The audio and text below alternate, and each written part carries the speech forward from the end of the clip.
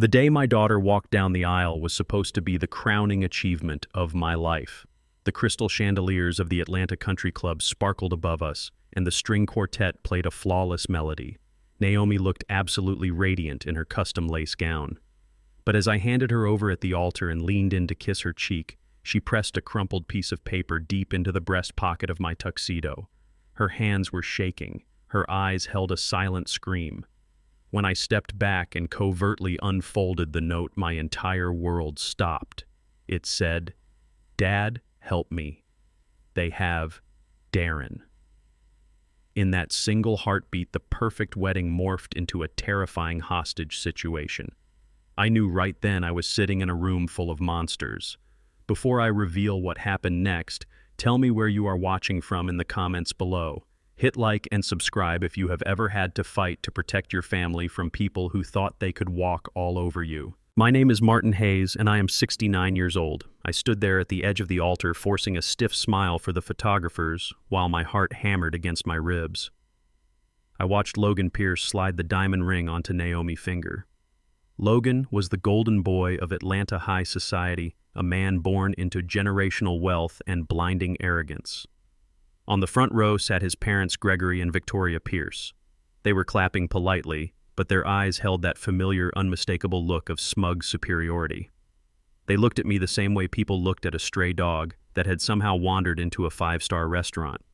They saw a retired black mechanic from the South Side who spent 40 years up to his elbows in engine grease. They saw my calloused hands and assumed I was just a poor old man lucky to be sitting in their presence. They had no idea that beneath my calluses and my cheap rented tuxedo, I was a distressed debt investor who controlled a blind trust worth millions. I built my fortune in silence, buying up the bad debts of men exactly like Gregory Pierce. I kept my wealth hidden even from my own children, because I wanted them to build their own lives through hard work and education. Naomi had done exactly that. She was a brilliant medical researcher who just patented a groundbreaking device worth a fortune. Darren, my son, managed her company finances. But now, looking at the piercingly triumphant smiles on the Pierce family faces, I realized my silence had left my children vulnerable to predators. The pastor pronounced them husband and wife. The crowd erupted into applause. I kept my face entirely blank. I did not rush the altar or cause a scene. A man who survives the streets learns early that screaming makes you a target while silence makes you a weapon. I watched Logan kiss my daughter, and I vowed to tear his entire empire to the ground. The reception began in the grand ballroom with champagne flowing and a jazz band playing in the corner. I waited for the exact moment when the guests were distracted by the cake-cutting ceremony.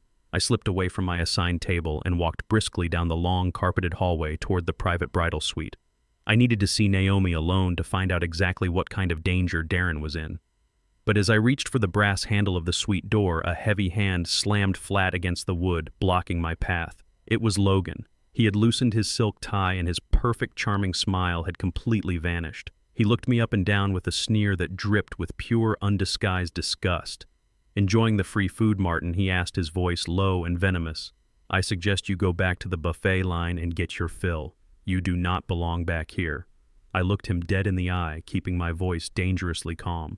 "I need to speak to my daughter, Logan. Step aside."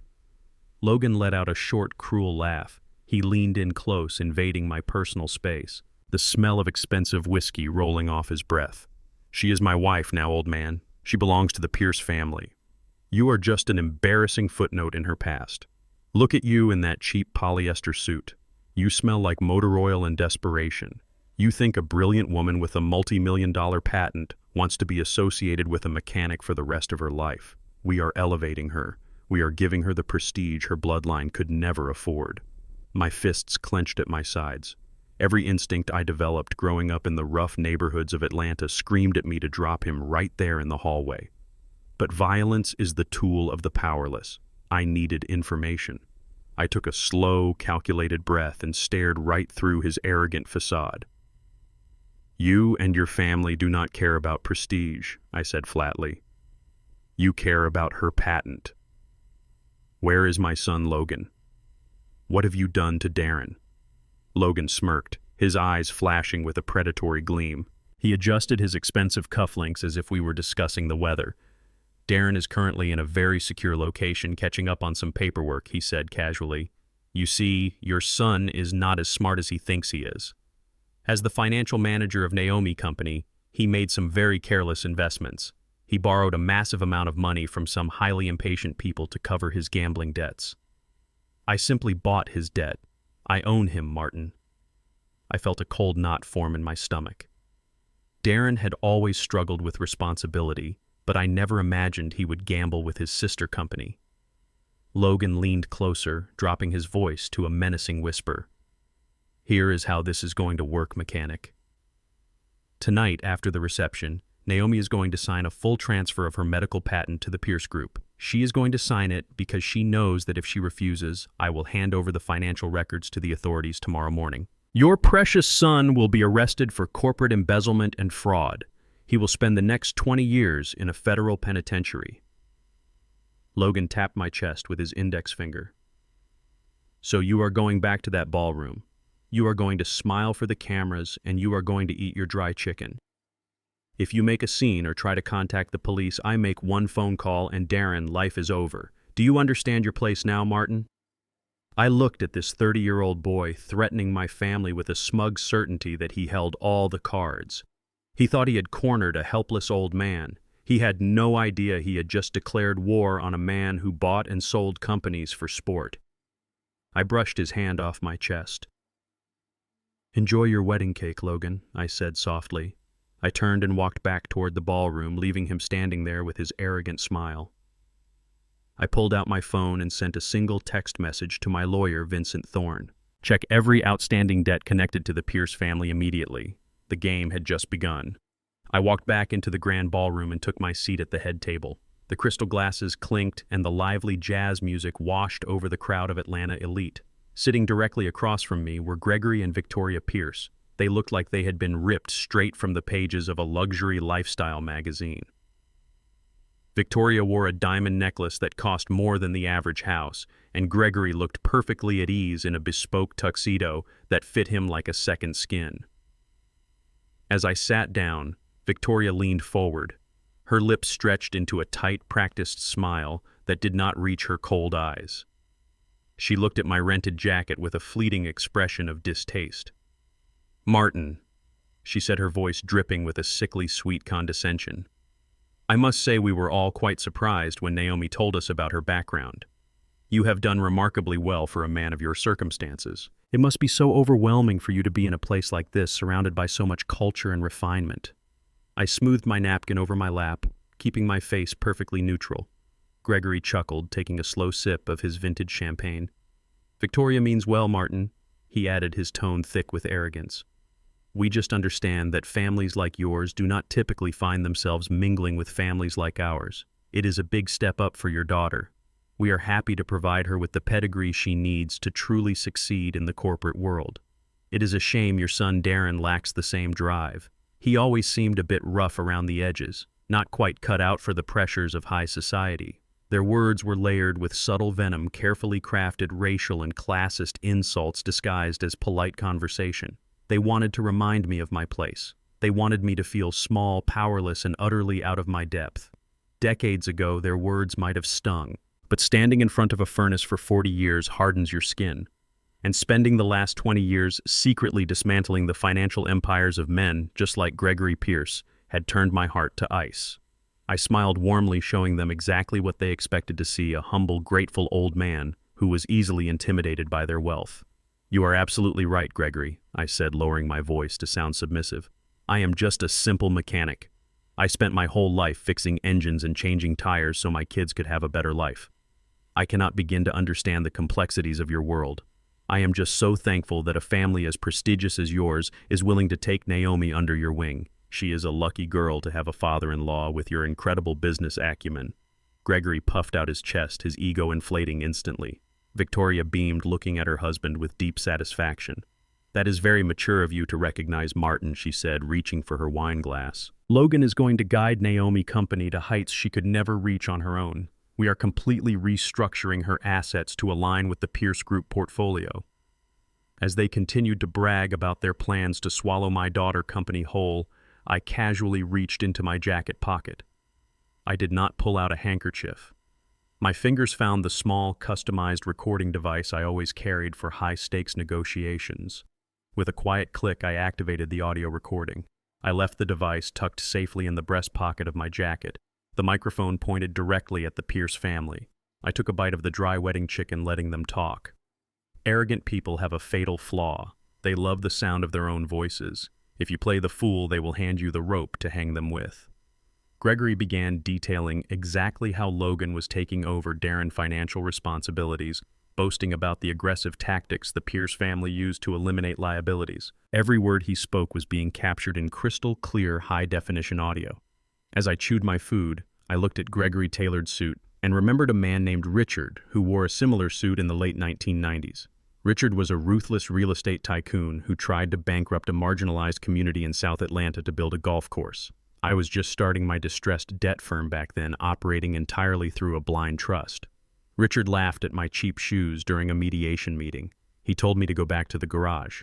6 months later, I bought up every single one of his defaulted construction loans. I legally foreclosed on his commercial properties and watched his empire crumble to dust. Richard never even knew the black mechanic he insulted was the ghost investor who ruined him. Gregory and Victoria Pierce were amateurs compared to the predators I had buried in the financial markets. They thought they were playing chess with a pawn, but they had just invited a wolf to the dinner table. I kept nodding and praising their brilliant strategies, playing my part flawlessly. I needed them to feel completely secure in their victory.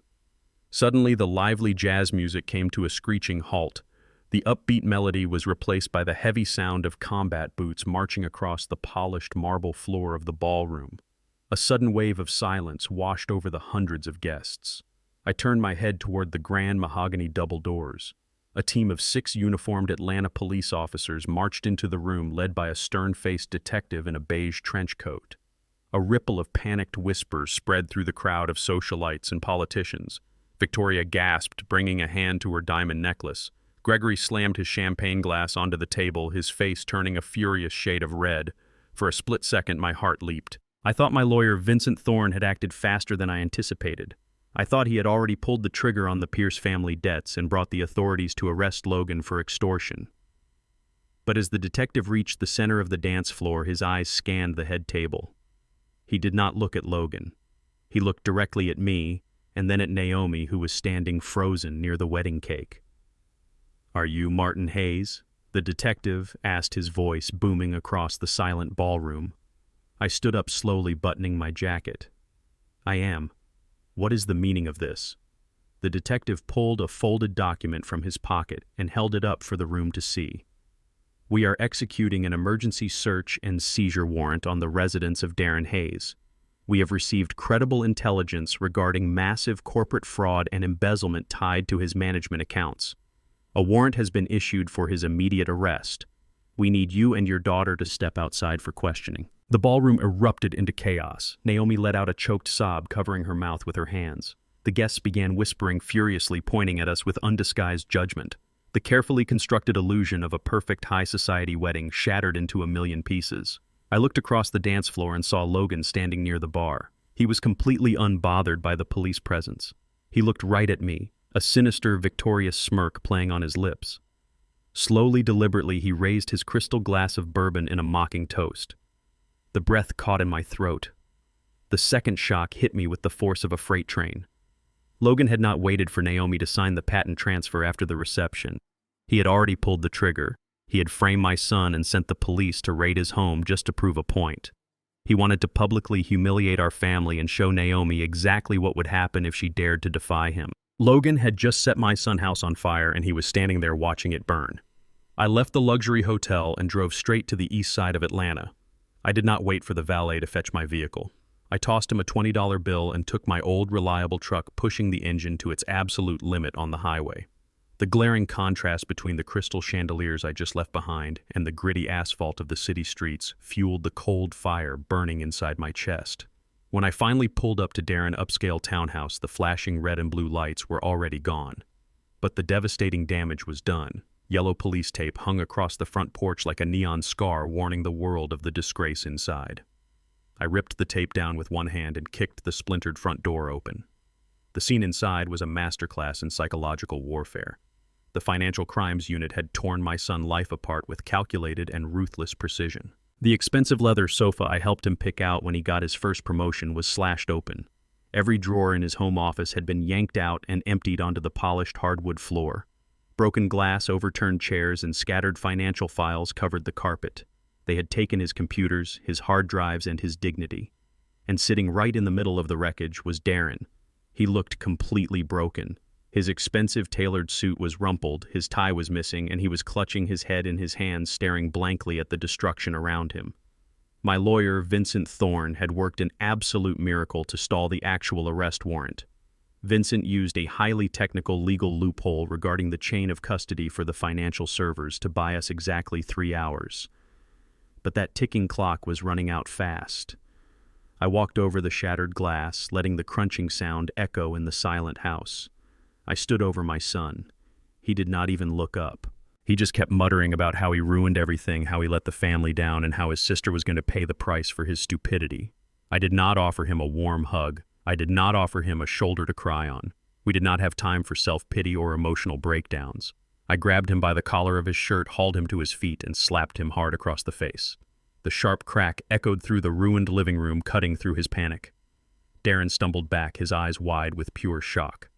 "Snap out of it," I commanded, my voice dropping to a dangerous, gravelly octave. "Crying will not keep you out of a federal penitentiary.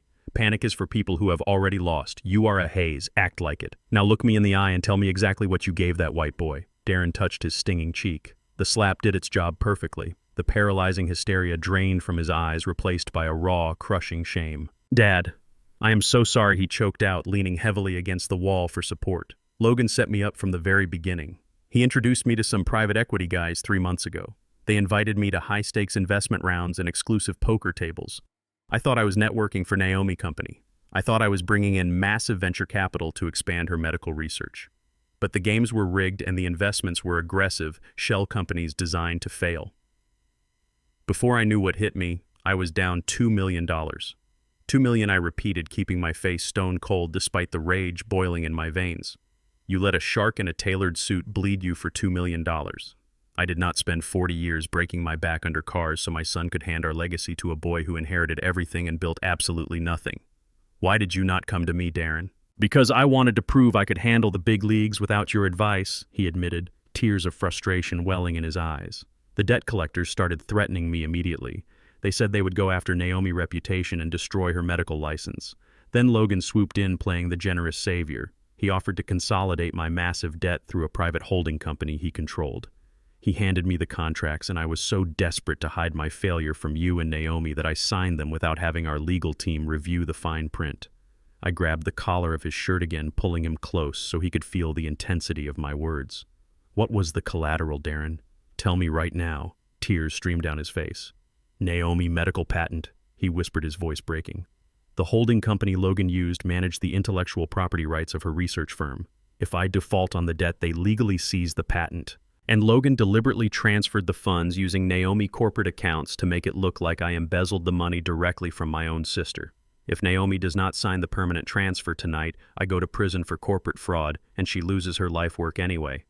I handed him the knife to cut our own throats. I let him go, pushing him back slightly. The entire picture was finally crystal clear. This was never about a wedding. This was a hostile corporate takeover disguised as a marriage of love. Logan had identified the most valuable asset in our family and targeted the weakest link to steal it. He used Darren insecurity and blind ambition to trap him in an inescapable corner. Before I could formulate my next strategic move, a sharp buzzing sound cut through the heavy silence of the destroyed room.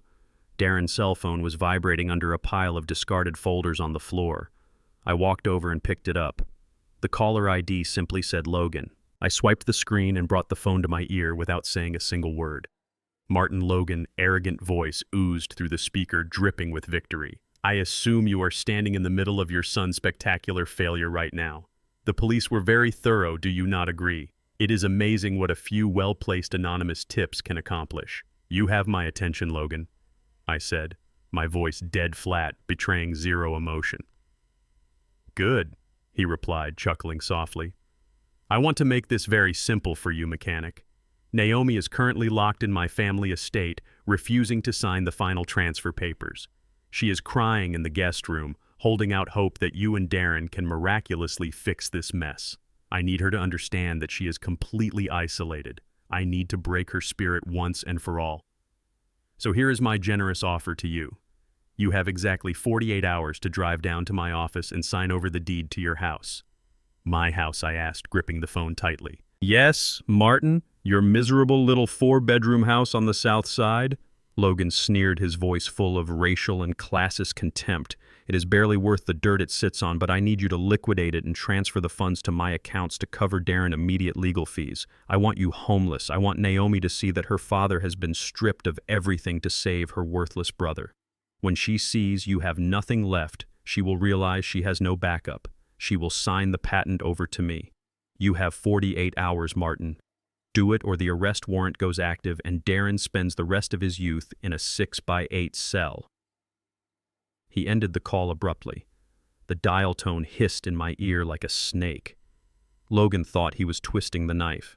He thought he had pushed a poor black retiree to the absolute brink of destruction. He wanted my home. He wanted my dignity. He wanted to parade my complete defeat in front of my daughter to break her will. I tossed the phone onto the ruined sofa and pulled out my own device. I looked at my son, who was trembling in the corner of his destroyed life. I did not feel fear. I did not feel despair. I felt the cold, thrilling rush of war. Logan had just made the biggest mistake of his privileged life. He thought he was extorting a helpless mechanic. He had no idea he was threatening a man who controlled more capital than his entire bloodline. He gave me 48 hours. I only needed 24 to bury him completely. I parked my beat-up truck a block away from the towering glass and steel monolith that housed the Pierce Group. The building was designed to make you feel insignificant. Walking through the revolving doors, I was immediately hit by the sterile scent of expensive leather and polished marble. The lobby was a shrine to corporate vanity, with the Pierce family crest etched into the wall in brushed gold. The security guards in their tailored suits eyed my faded work jacket with overt suspicion. When I gave my name to the receptionist, she did not even offer a polite smile. She simply pointed a manicured finger toward the private elevators. I stepped into the mahogany-paneled elevator and rode it to the penthouse suite. The top floor was a fortress of arrogance. Floor-to-ceiling windows overlooked the Atlanta skyline, placing the executives literally above the rest of the city. I was escorted into a massive conference room. Logan was already sitting at the head of a long glass table flanked by 2 corporate lawyers who looked like they had been manufactured in the same factory of privilege. Logan was sipping sparkling water from a crystal glass, looking entirely too comfortable for a man who had just orchestrated a hostile takeover of my family. He did not stand up when I entered. He did not offer his hand. He merely gestured to a solitary chair positioned at the far end of the table, deliberately placing me in the subservient position. The entire room was engineered to project overwhelming power and force submission. It was the kind of environment that would have terrified a regular working-class man. But I had spent decades buying out the debt of rooms exactly like this one. I knew the smell of desperate money, and despite the expensive veneer, this room reeked of it. "Have a seat," Martin Logan commanded, waving a hand dismissively. "I am glad you decided to be sensible about this. I had the paperwork drawn up this morning." One of the lawyers slid a thick stack of legal documents across the smooth glass surface. It was the deed transfer for my house. The home where I raised Naomi and Darren, the only tangible asset they thought I possessed. Logan reached into his breast pocket and pulled out a sleek silver Mont Blanc fountain pen. He tossed it onto the table and it rolled to a stop right in front of me. Then with a theatrical sigh, he pulled a checkbook from his briefcase, scribbled a number, and slid a check across the glass. $10,000, Logan said, resting his elbows on the table. A relocation fee. Consider it a charitable donation from the Pierce family. It should be enough to get you a modest apartment on the outskirts of the city. Do not say I never gave you anything. I looked down at the check and then at the Mont Blanc pen. It was a heavy, expensive writing instrument designed for men who had never done a day of physical labor in their lives. I picked it up, letting the cool metal rest in my calloused palm. My hands were rough-scarred from years of gripping a wrench and pulling apart engines. Logan saw a mechanic about to lose his livelihood. He did not see the man who took the meager profits from that very repair shop and quietly invested in defaulted municipal bonds during the 1990s recession. I used a greasy wrench to feed my kids, but I used a pen just like this one to build the Blind Panther Trust. I had ruthlessly foreclosed on commercial developers and stripped generational wealth from arrogant heirs who thought their last names made them invincible.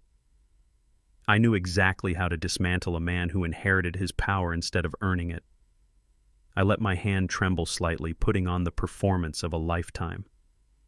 I kept my head bowed, letting my shoulders sag, as if the weight of the world had finally broken my spine. "You win, Logan," I whispered, my voice cracking perfectly. "Just keep Darren out of prison. Please." Logan smiled a wide, predatory grin that showcased his complete lack of a soul. "Just sign the papers, old man," he sneered.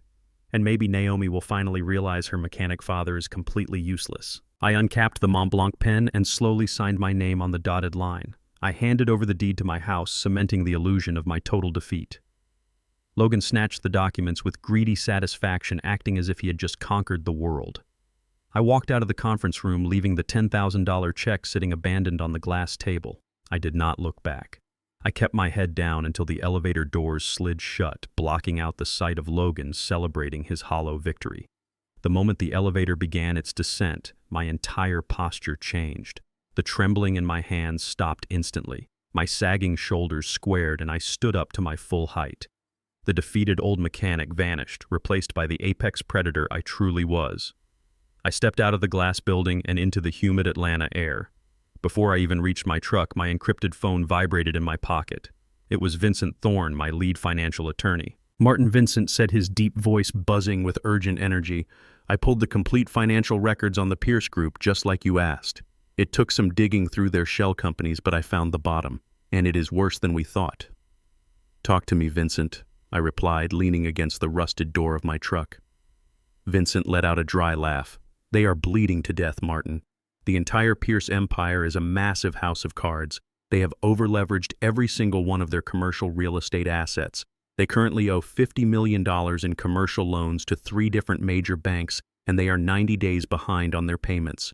They are facing total corporate liquidation." I stared up at the towering glass headquarters of the Pierce Group, a cold smile spreading across my face. They were not expanding their portfolio. They were drowning. Logan was not trying to acquire Naomi medical patent for prestige. He needed her multi-million-dollar technology as emergency collateral to save his family from absolute bankruptcy. My house was just a petty pawn to force her hand. The untouchable Pierce family was nothing but an empty barrel making a lot of noise. They had $50 million in bad debt, and I was a man who specialized in buying bad debt. "Prepare the Blind Panther Trust accounts, Vincent," I said, my voice steady and lethal. "We are going shopping." I drove across town to a nondescript brutalist building in downtown Atlanta. It housed the private offices of Vincent Thorne. Vincent was a titan in the legal world, a black man who had fought his way up from the public defender office to become the most feared financial litigator in the state. His office was dimly lit, heavily soundproofed, and smelled of rich mahogany and old paper. Vincent was already waiting for me at his massive desk, spreading out the financial dossiers of the Pierce Group under the harsh glow of a single desk lamp. "You look entirely too happy for a man who just signed away his house," Martin Vincent said, pouring 2 glasses of aged bourbon. He slid one across the dark wood. I took a slow sip, letting the burn ground me. "I just bought myself a front-row seat to a slaughter, Vincent," I replied, leaning over the sprawling spreadsheets. "Show me the arteries. Where are they bleeding the fastest?" Vincent tapped a thick stack of papers with his index finger. "The Pierces hold $50 million in commercial real estate loans spread across 3 major syndicates. They leveraged their flagship properties to fund Logan aggressive lifestyle and failed expansion projects. Right now, those loans are classified as toxic. The banks are panicking. They want this bad debt off their books before the quarter ends, but nobody is crazy enough to buy a sinking ship. Nobody except a man who knows how to salvage a wreck," I said, placing my glass down with a definitive clink. It was time to unleash the weapon I had kept hidden for over 2 decades. The Blind Panther Trust was a financial entity I created specifically to operate in the shadows. It was structured through multiple offshore holding companies and proxy directors, making it virtually impossible to trace back to a retired mechanic on the South Side. I used it to gut predatory corporations and silently redistribute wealth. Now it was going to swallow the Pierce family whole. Vincent looked at me, his eyes sharp and serious. Activating the trust at this volume requires full asset deployment. If we buy their debt, we absorb their risk. Are you absolutely certain you want to liquidate $50 million in capital just to crush one family? I looked at the document, seeing the arrogant face of Logan Pierce superimposed over the numbers. He threatened my son with federal prison and tried to steal my daughter's life work. He thought my house was my only leverage. I leaned forward, resting my calloused hands on the polished wood. Drain the reserve accounts, Vincent. Activate the trust. We are buying every single cent of their debt tonight. Vincent did not hesitate. He picked up his secured phone and began making the calls that would alter the landscape of Atlanta high society forever. Over the next 6 hours, that dimly lit office transformed into a war room. We targeted the 3 banking syndicates holding the Pierce Group toxic loans. Vincent negotiated with the cold, ruthless efficiency of a seasoned predator. He offered them pennies on the dollar for immediate cash liquidation. The bankers, desperate to scrub the failing Pierce accounts from their ledgers before the impending audits, took the bait without a second thought. I sat back in the leather armchair watching the digital transfers execute on Vincent encrypted monitors. It was a symphony of destruction played out in keystrokes and wire transfers. First, we acquired the mortgage on the Pierce family private estate in Buckhead. Next, we swallowed the commercial loans financing their corporate headquarters. Finally, we bought out the massive lines of credit Logan had personally guaranteed to cover his reckless venture capital gambles. By 3 o'clock in the morning, the final wire transfer cleared. I let out a long, slow breath. It was done. In the span of a single night, the balance of power had shifted so violently it would cause a seismic shockwave when the sun came up. The Pierce family went to sleep believing they were the untouchable kings of the city, holding my family hostage. They had no idea they were about to wake up as indentured servants to a ghost. I now owned every brick of their mansion, every pane of glass in their corporate tower, and every dollar of their future earnings. I was their supreme creditor. Martin Vincent said, closing his laptop with a satisfying snap. The debt is fully consolidated under the Blind Panther Trust. You legally own $50 million of their outstanding liabilities. You have the power to foreclose on their entire empire with a single signature. What is the first move? I stood up, adjusting the collar of my faded work jacket. For now, we let them sweat, I said, my voice dropping to a dangerous whisper.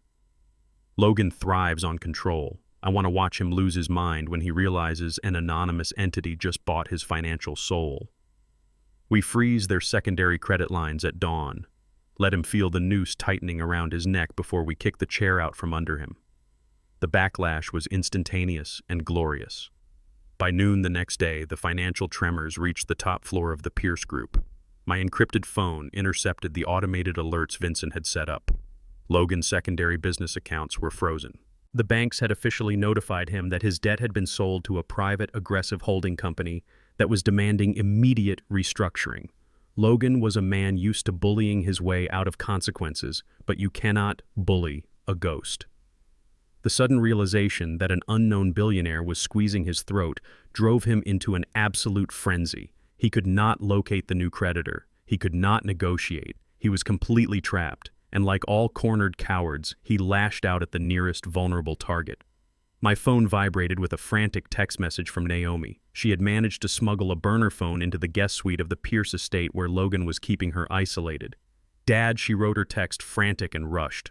Logan just burst into the room. He is completely unhinged, throwing things and screaming about bank freezes. He said the timeline has changed. He is not waiting for the lawyers to draft the standard transfer agreements anymore. He is forcing a public merger press conference this Saturday. He told me if I do not stand on that stage, smile for the cameras, and publicly sign my medical patent over to the Pierce Group, he will call the district attorney and have Darren arrested right there in front of the press.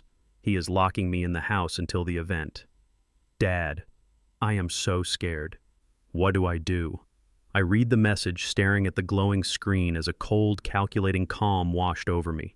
Logan was accelerating his own execution. He thought a public spectacle would corner my daughter and validate his failing empire before the invisible creditor could seize his assets. He wanted an audience to witness his ultimate triumph over my family. I typed my reply with steady, deliberate thumbs. "Do exactly what he says, my beautiful girl," I wrote back. "Smile for the cameras. Put on the dress. Go to the press conference. Do not fight him. I will handle the rest." I locked my phone and looked out at the Atlanta skyline. Logan Pierce wanted a public spectacle. I was going to give him a public execution. The Pierce family estate in Buckhead was a fortress designed to keep the rest of the world out. Wrought iron gates towered 15 feet high, guarded by a private security firm that treated the property like a military installation. High-definition cameras swept the perimeter at every angle. A retired black mechanic driving a rusted truck would never get within a mile of the front door without setting off alarms. But a wealthy family fresh off a highly publicized wedding would be expecting gifts. I stopped at a high-end florist downtown and purchased the most obnoxious massive arrangement of white orchids and hydrangeas they had in the store. I bought a generic polo shirt and a canvas baseball cap, pulling the brim low over my eyes. I rented a plain white cargo van, slapped a fake delivery magnet on the side door, and drove straight into the belly of the beast. When I pulled up to the imposing security gates, a guard in a tactical uniform stepped out with a clipboard. He looked at the white van with mild annoyance. I kept my head down, hoisting the massive floral arrangement onto my shoulder so it completely obscured the lower half of my face. I adopted a heavy, exhausted sigh. "These are from the Wellington family for the newlyweds," I said, my voice muffled behind the thick veil of white petals. "I was told they need to be placed directly in the main foyer, and I am already running an hour behind schedule." The guard barely glanced at my face. He checked his ledger, saw the Wellington name on the expected guest list, and hit the button to open the massive iron gates. "Just take the service road around the left side," he ordered, waving me through. "Leave them with the house staff at the back entrance." I nodded and drove the van up the winding, pristine driveway. I parked near the service entrance, leaving the engine running. Vincent had pulled the architectural blueprints of the estate during our debt acquisition process, so I knew the layout better than the people living inside.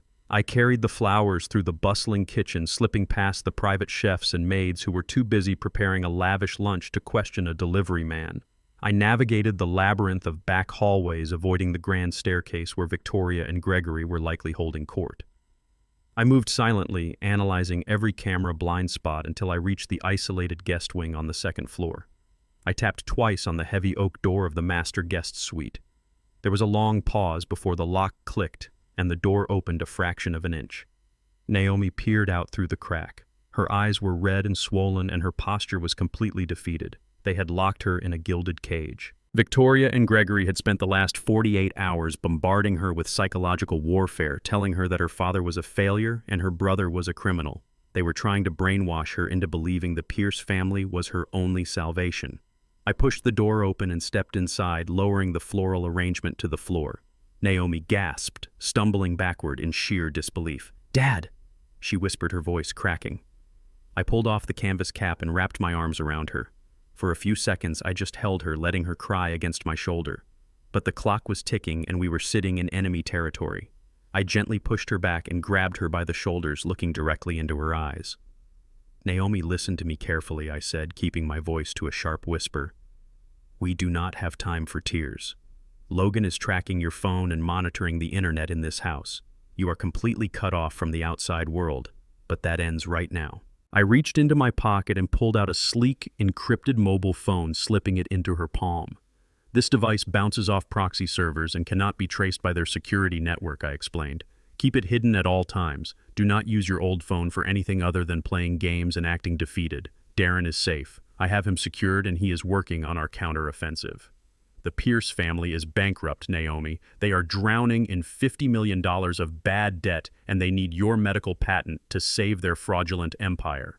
That is why Logan is forcing this public merger on Saturday." Naomi gripped the phone tightly, her fear slowly morphing into a familiar, fierce determination. The haze spirit was returning to her eyes. "What do you want me to do, Dad?" she asked, her voice steadying. "Do I run?" "No," I commanded firmly. "You stay right here. You give them exactly what they want on paper. You let Victoria dress you up in whatever expensive clothes she bought. You let Gregory parade you around in front of their wealthy friends. You nod, you smile, and you play the obedient, terrified bride. Let Logan believe he has completely broken you. When Saturday comes, you will step onto that stage in front of the press and the cameras. You will have a speech prepared, but it will not be the one they wrote for you. We are going to let them set up the guillotine, and then we are going to put their heads in it. I will send you the exact instructions on that phone tomorrow night." Naomi nodded, tucking the device deep into the lining of her suitcase. "I love you, Dad," she whispered. "I love you too, my beautiful girl," I replied, placing a kiss on her forehead. "Now go wash your face and pretend you are still crying over your useless father."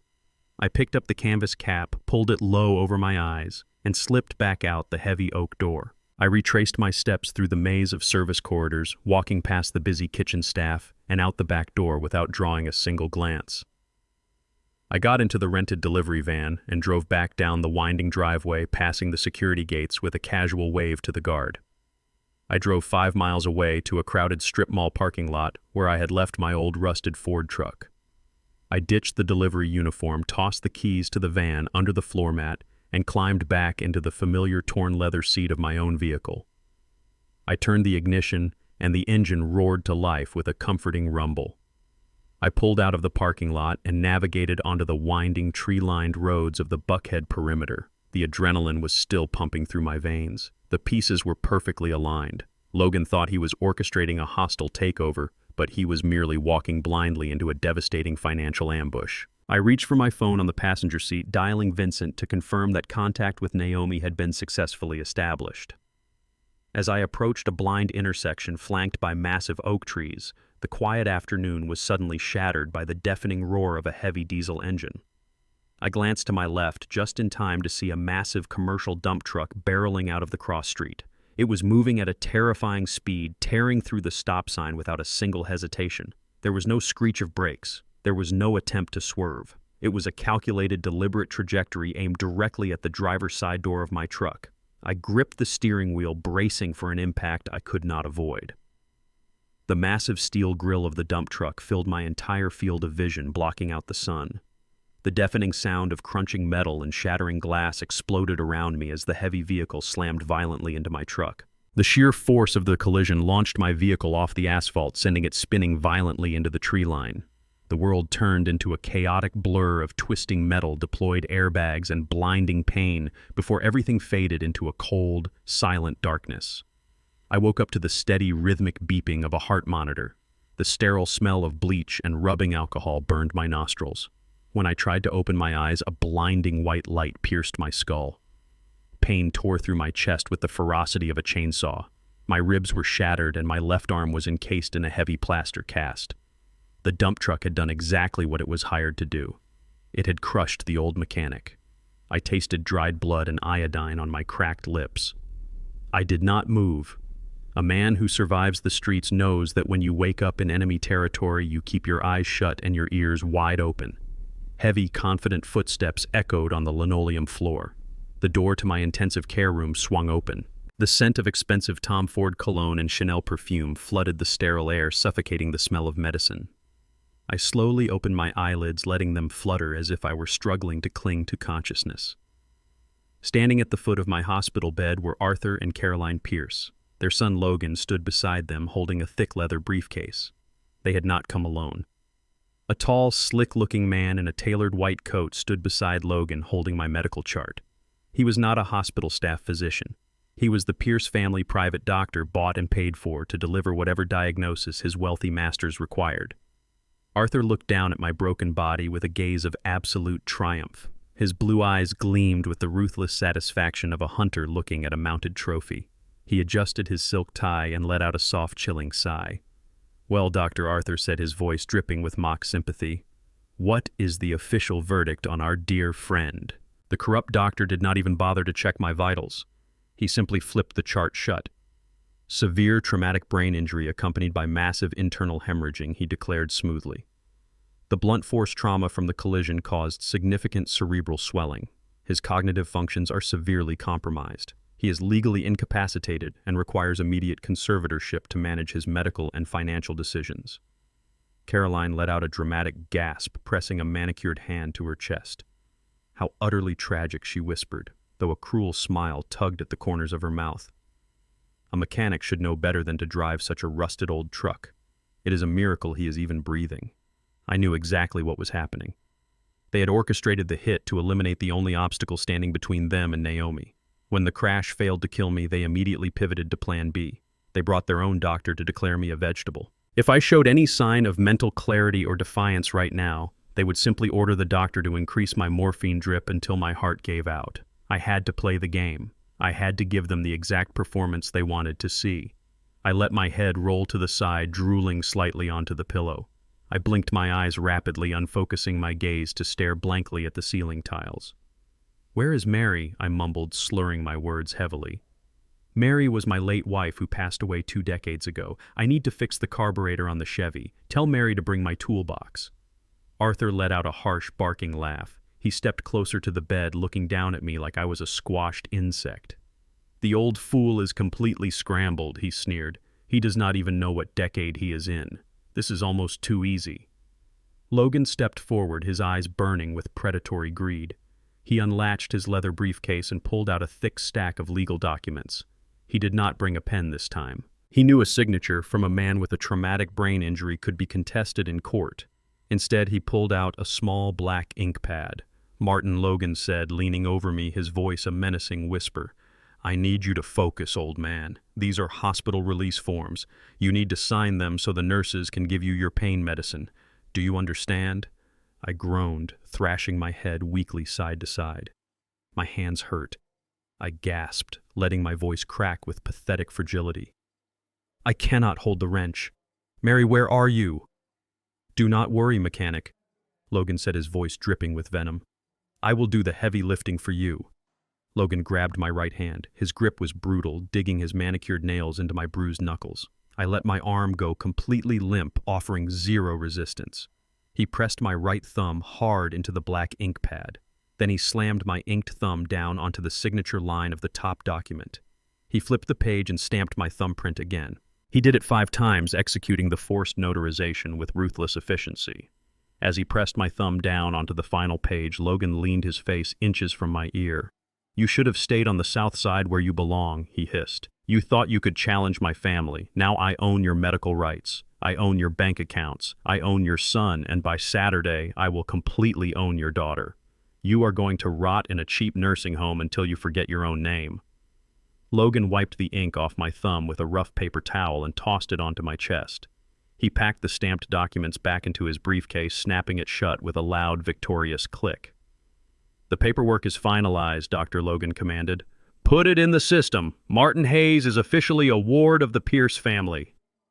Arthur, Caroline, and Logan turned around and marched out of the intensive care room. They did not look back. They walked with the arrogant swagger of conquerors who had just claimed an entire kingdom. The heavy wooden door clicked shut behind them, leaving me completely alone in the sterile silence of the hospital room.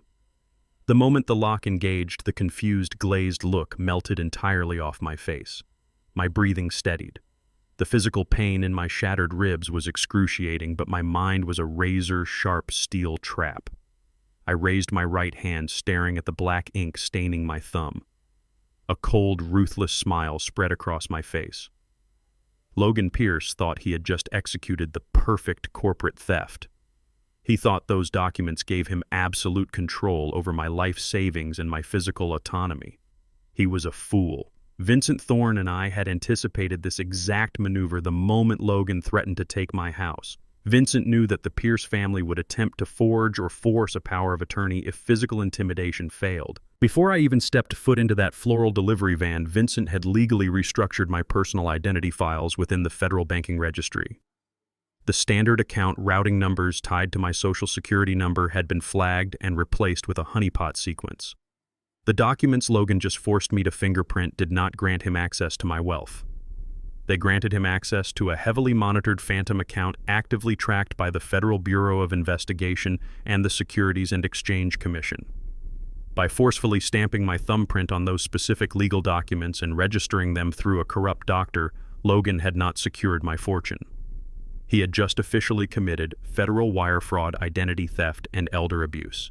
He had handed the federal government a signed confession on a silver platter. If Logan attempted to use that power of attorney to transfer a single dollar or make a single legal mandate regarding Naomi patent, the bank servers would instantly trigger a silent alarm in Washington.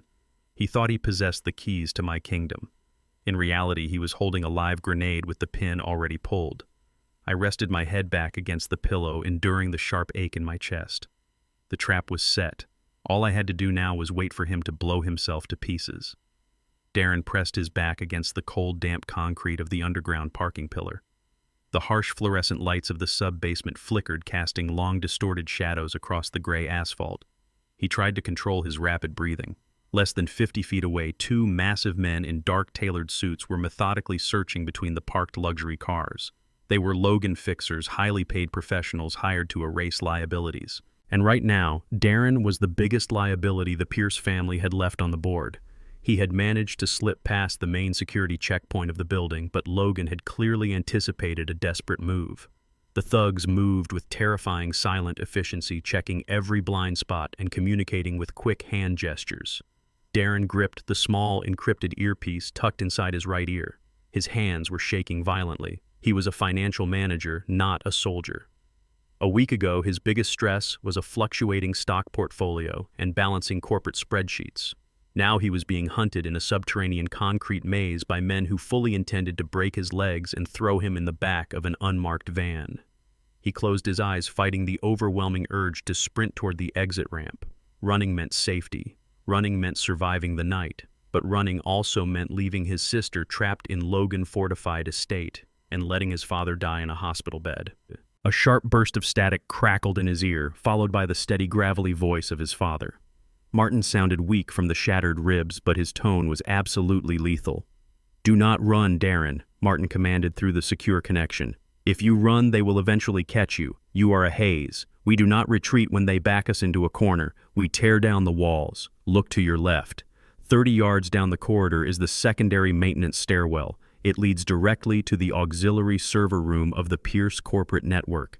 You are going to walk in there and drop a bomb on their entire financial infrastructure."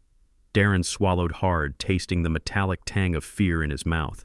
He peered around the edge of the pillar. One of the suited fixers was walking down the opposite aisle, distracted by a car alarm that had randomly triggered on the upper level. It was the only opening he was going to get. Darren pushed off the concrete and moved silently, slipping behind a row of oversized luxury vehicles. He held his breath as he crossed the open lane, his dress shoes making zero sound on the painted asphalt. He reached the heavy steel door of the maintenance stairwell, grabbed the handle, and slipped inside just as the second fixer turned the corner. The stairwell was pitch black, but Darren climbed the metal steps two at a time, his adrenaline surging. He reached the second landing and pushed through another door, stepping into the freezing climate-controlled server room. Floor-to-ceiling racks of blinking servers hummed with an intense electrical vibration. This was the digital heart of the Pierce Group. This was where Logan routed all his fraudulent shell companies, moved his hidden debts, and managed his over-leveraged assets. Darren walked over to the main terminal console, his hands finally steadying. He was no longer a scared victim running for his life. He was in his element. He reached into his pocket and pulled out the encrypted silver USB drive he and his father had prepared before the chaos erupted. He jammed the drive into the master port. The terminal screen flashed a bright crimson, demanding maximum security clearance. Darren bypassed the biometric locks using the backdoor administrative codes he had acquired during his brief, disastrous partnership with Logan.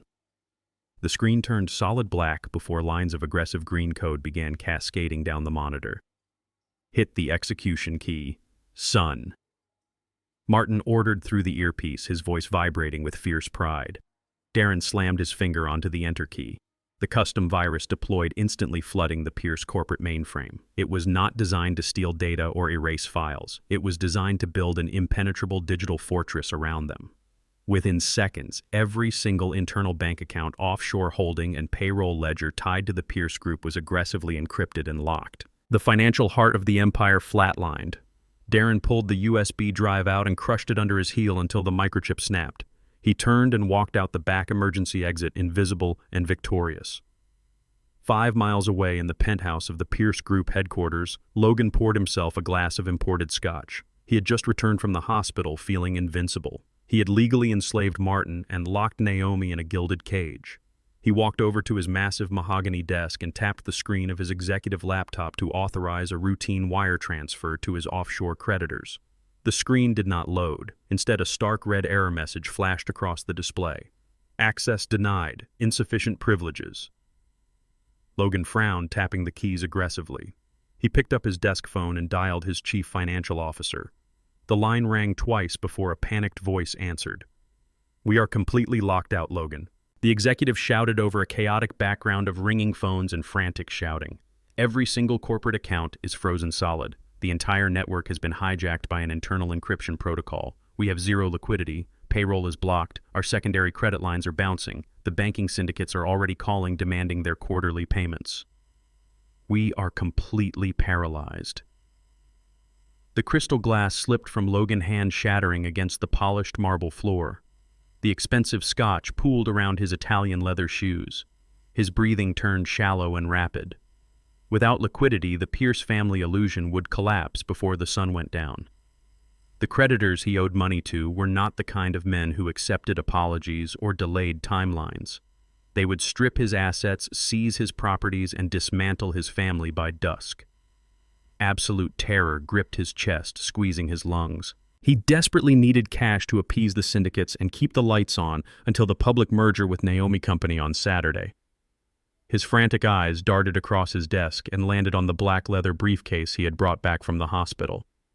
Inside that briefcase was the forced power of attorney bearing the inked thumbprints of Martin Hayes. Logan let out a sharp, manic laugh. The mechanic had millions stashed away in his retirement portfolios, and Logan now possessed the legal authority to drain every last cent. He grabbed the briefcase, his hands shaking with desperate, blinding greed. He did not know he was holding a live wire connected directly to federal authorities. He sprinted out of the penthouse, heading straight for the largest federal bank in downtown Atlanta, completely ready to execute his own downfall. Logan stormed through the polished brass doors of the premier federal bank in downtown Atlanta, looking like a man possessed. He bypassed the velvet ropes and the line of regular customers marching directly toward the glass-enclosed office of the branch manager. He slammed the black leather briefcase onto the mahogany desk, startling the older executive who was reviewing a stack of mortgage applications. Logan ripped the briefcase open and threw the heavy power of attorney documents onto the desk. The paperwork proudly displayed the inked thumbprints he had violently forced from my hands just hours prior. I need an immediate cashier check for $5 million and a direct wire transfer of another $12 million to these 3 routing numbers, Logan demanded, his voice breathless and ragged. Do it right now. I hold full legal conservatorship over the estate of Martin Hayes. The assets are fully cleared. Do not make me wait. The branch manager adjusted his silver-rimmed glasses, looking at the manic air with a mixture of professional courtesy and underlying caution. He picked up the power of attorney, verifying the notary stamp and the attached identification documents. Certainly, Mr. Pierce, he said, keeping his tone perfectly neutral. Let me just process these authorizations through our central registry. The manager turned to his dual monitors and typed my social security number into the highly secure banking terminal. He hit the execution key. Instantly, the manager's screen flashed a solid, blinding red. A highly classified federal honeypot alert was triggered deep within the system. The screen displayed a stark warning indicating that the account in question was a monitored trap set by the Federal Bureau of Investigation and the Securities and Exchange Commission to catch identity theft. The manager felt a cold drop of sweat slide down his spine. He knew exactly what this meant. The arrogant man standing on the other side of his desk had just committed a massive federal crime. Maintaining a flawless customer service smile, the manager casually reached his left hand under the lip of his desk and firmly pressed the silent panic button. I just need a moment for the clearing department to verify the large sum, Mr. Pierce, the manager lied smoothly, picking up his desk phone. Logan paced the floor of the office, checking his gold watch every 5 seconds. Within 3 minutes, the heavy glass doors of the bank swung open. 2 uniformed Atlanta police officers strode into the lobby, responding to the automated local dispatch that accompanied the federal alarm. They approached the manager office, their hands resting cautiously on their duty belts. Logan spun around, his eyes widening in pure panic. But the panic quickly morphed into the entitled rage of a man who believed the law did not apply to his tax bracket. Is there a problem here, officers? Logan snapped, stepping right into their personal space. I am Logan Pierce. My father plays golf with your police commissioner every Sunday. I am executing a legally binding financial transfer, and your branch manager is dragging his feet. Do you really want to be the guys who disrupt a Pierce Group corporate transaction? The 2 local officers exchanged an uneasy glance. The Pierce name carried terrifying political weight in Atlanta. They did not have the federal clearance details, they only had a vague distress signal from dispatch. Intimidated by the threat of losing their badges over a misunderstanding with local royalty, the officers took a hesitant step back. We are just responding to a system alert, sir, one officer muttered defensively. Logan snatched the documents off the desk, glaring at the manager. "Cancel the transaction, you incompetent fool," he spat. "I will use my private wealth managers to liquidate this estate tomorrow." Logan stormed out of the bank empty-handed but free. He thought his privilege had saved him. He did not know he had just left a digital footprint that federal prosecutors were already printing out. Miles away in the sterile intensive care unit, I was done playing the victim. I sat up on the edge of the hospital bed, ignoring the sharp, agonizing sting of my fractured ribs. The heart monitor beeped steadily beside me, but I unhooked the adhesive sensors from my chest, tossing them onto the white sheets. I looked at the heavy plaster cast encasing my left arm. It was a prop, a temporary inconvenience meant to sell the illusion of a broken old man. I reached over to the medical cart sitting near the wall and grabbed a pair of heavy-duty trauma shears. Slipping the serrated lower blade under the edge of the plaster, I clamped my hand down and began cutting through the rigid material. It took 5 minutes of brutal, exhausting effort, but the thick shell finally cracked open. I pulled my arm free, flexing my bruised but completely functional fingers. The heavy door to the ICU room clicked open quietly. Vincent Thorne stepped inside, bypassing the nurse's station using a VIP access badge. He was carrying a thick black garment bag over his shoulder and holding a pair of polished leather Oxfords in his hand. He locked the door behind him and laid the bag across the empty visitor chair. Logan just tried to bleed the honeypot account, Vincent reported, a grim smile illuminating his face. The bank manager hit the panic button. Logan bullied the local beat cops into backing down and walked out, but the feds have everything they need. The wire fraud charges are locked and loaded. I unzipped the garment bag and pulled out the clothing Vincent had retrieved from my private secure residence. I stripped off the degrading hospital gown and began to dress. I pulled on a crisp white Egyptian cotton shirt, fastening the buttons with steady, precise movements. I stepped into a pair of charcoal gray trousers tailored perfectly to my exact measurements. I slipped on the leather Oxfords, tying the laces before securing a silver-patterned silk tie around my neck. Finally, I slid my arms into a 3-piece bespoke suit jacket cut from the finest Italian wool. It was a suit worth tens of thousands of dollars, the kind of armor worn by men who dismantled global corporations before lunch. I walked over to the small mirror hanging above the hospital sink. The grease-stained mechanic from the south side was entirely gone. The man staring back in the reflection was the ruthless anonymous billionaire who had silently steered the Atlanta financial markets for 20 years. I fastened a heavy platinum watch around my wrist, feeling the cold weight of absolute authority settling over me. "We are done operating in the shadows, Vincent," I said, adjusting my cuffs. "Logan thinks he escaped the bank. He thinks he can stall his creditors until Saturday. He believes that if he drags Naomi onto that stage and forces her to smile for the press, his stock will surge and he can borrow his way out of hell." Vincent handed me my encrypted phone. "The press conference is booked for the grand ballroom of the Omni Hotel," he confirmed. "Hundreds of journalists are attending. The mayor is going to be sitting in the front row. Logan is turning this into the biggest corporate event of the year to project an image of absolute dominance." We walked out of the hospital room, stepping into the private freight elevator Vincent had secured. We descended to the underground parking garage, where a sleek, bulletproof black town car was idling with a private driver behind the wheel. We climbed into the luxurious leather interior, leaving the rusted Ford truck and the mechanic persona in the ashes of the past. As the car pulled out into the dark Atlanta streets, I turned to my lawyer and issued the final execution orders. "I do not want Logan arrested quietly in his office," I instructed, my voice cold and echoing in the quiet cabin of the car. "I want him destroyed in front of the exact audience he invited to witness his triumph. Vincent, I want you to draft the absolute physical notices of foreclosure for the Pierce estate, the corporate tower, and every single luxury vehicle tied to their name. I want the asset seizure warrants printed with the official red seals of the Blind Panther Trust."